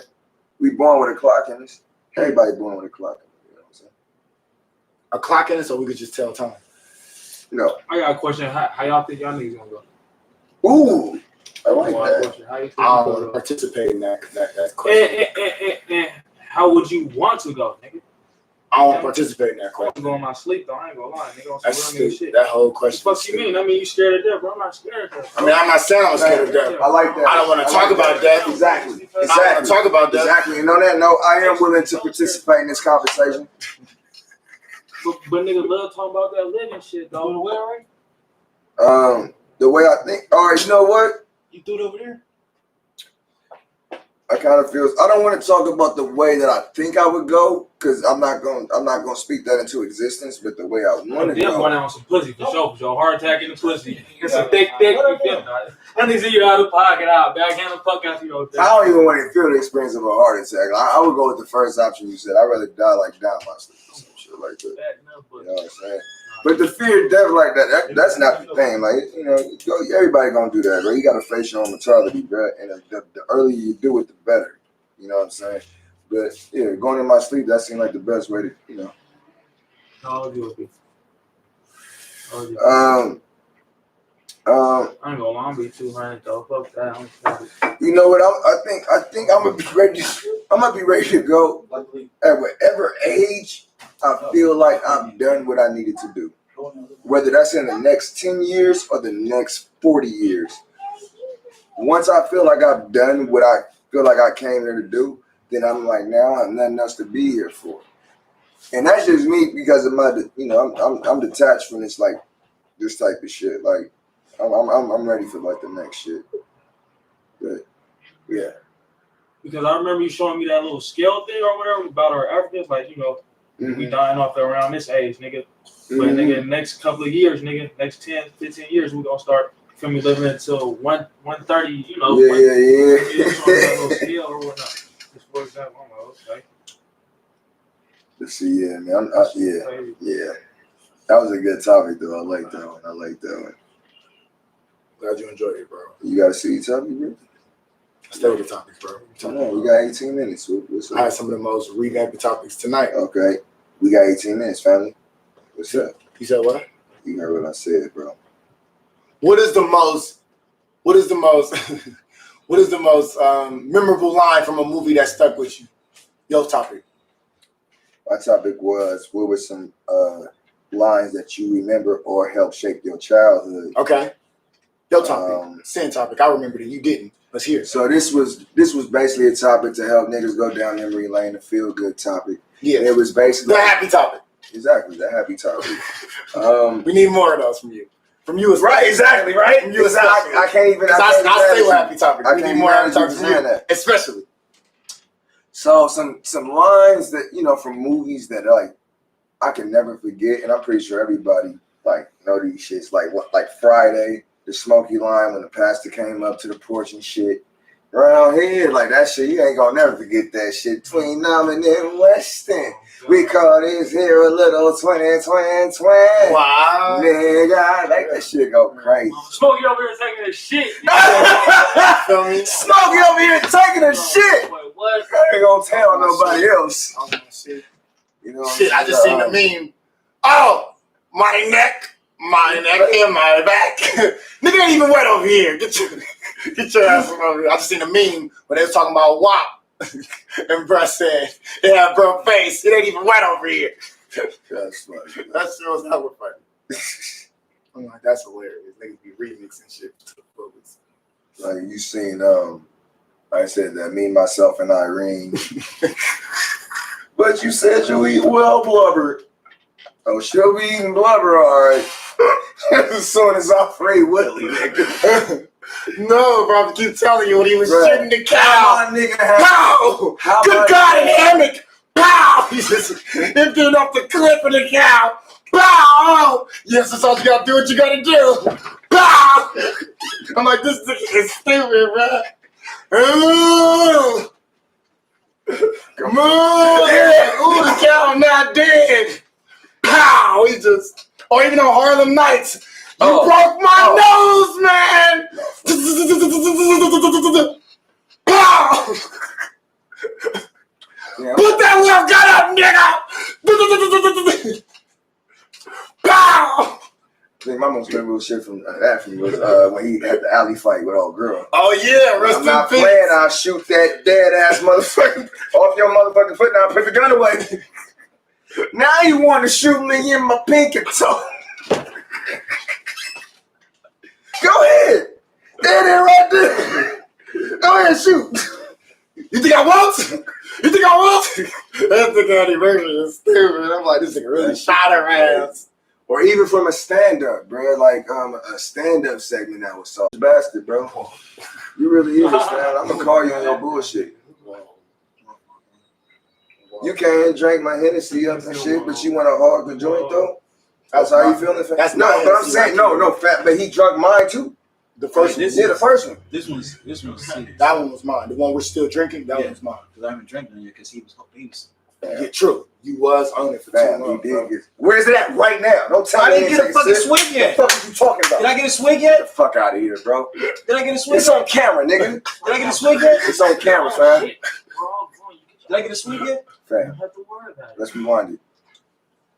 Did I put it there or was I in there with This was a myself? good one, bro. I love this one. This is epic. Did I put it there or was I in there with myself? This is epic. Louis, what's a Louis topic, bro? Whoa. Error, overload, Overload. error. Look at my topics, dude. And you still gonna hit the shit. Now give me this motherfucker back, bro. Selfish Slap that motherfucker. That nigga said, look at my topics, nigga. Serve your ass. You said you want to talk about the group text. Let's talk about the group text. Bruh.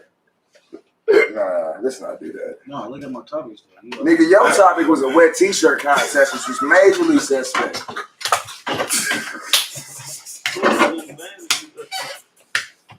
Talk about wet t-shirt edition.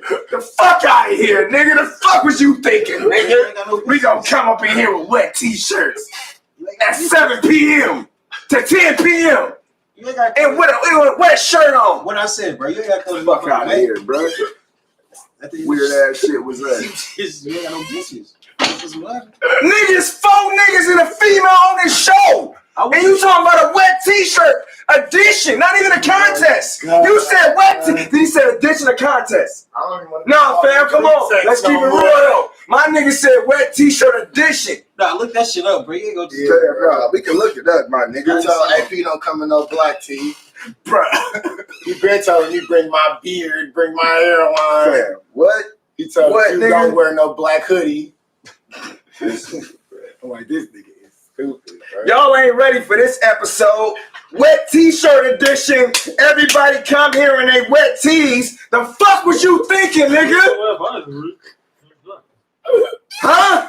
Oh my god, bro. Bro.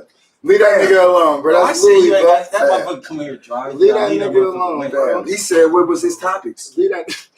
You asked me to read one of his topics. No, bro, you're not doing all that, bro. Who paid for the studio session today?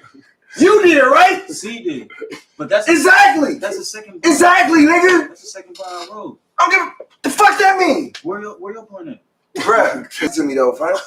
What are you talking about? What do you mean what I'm talking about? How many dudes say bottles you take a sip of? Bruh. Bro, y'all All right. Y'all having personal meetings on the show right now. It don't matter. I took a lot, bro. How many sessions you pay for? To what? Fam, what you mean to what? You took a sip of my drink, nigga. How many Douce bottles you took a sip of? Fam, how many times you passed it to me though, fam? What are you talking about? What do you mean what I'm talking about? How many Douce bottles you took a sip of? Come on, fam. Stop playing with me, How many times I contribute to this? How many times you got? I'm evolved and not growing. Because obviously his dreads are growing. Yeah, that's why you Nigga, temporarily, nigga. You gonna pass him? Yeah. You gonna pass Louis? I didn't say all that, bro. We'll be back next Saturday. Don't even trip. Next Saturday, 7 to 10 p.m. This is Uncle Lonnie from Sirius Royale, the Illusion Killer, Revamp Podcast.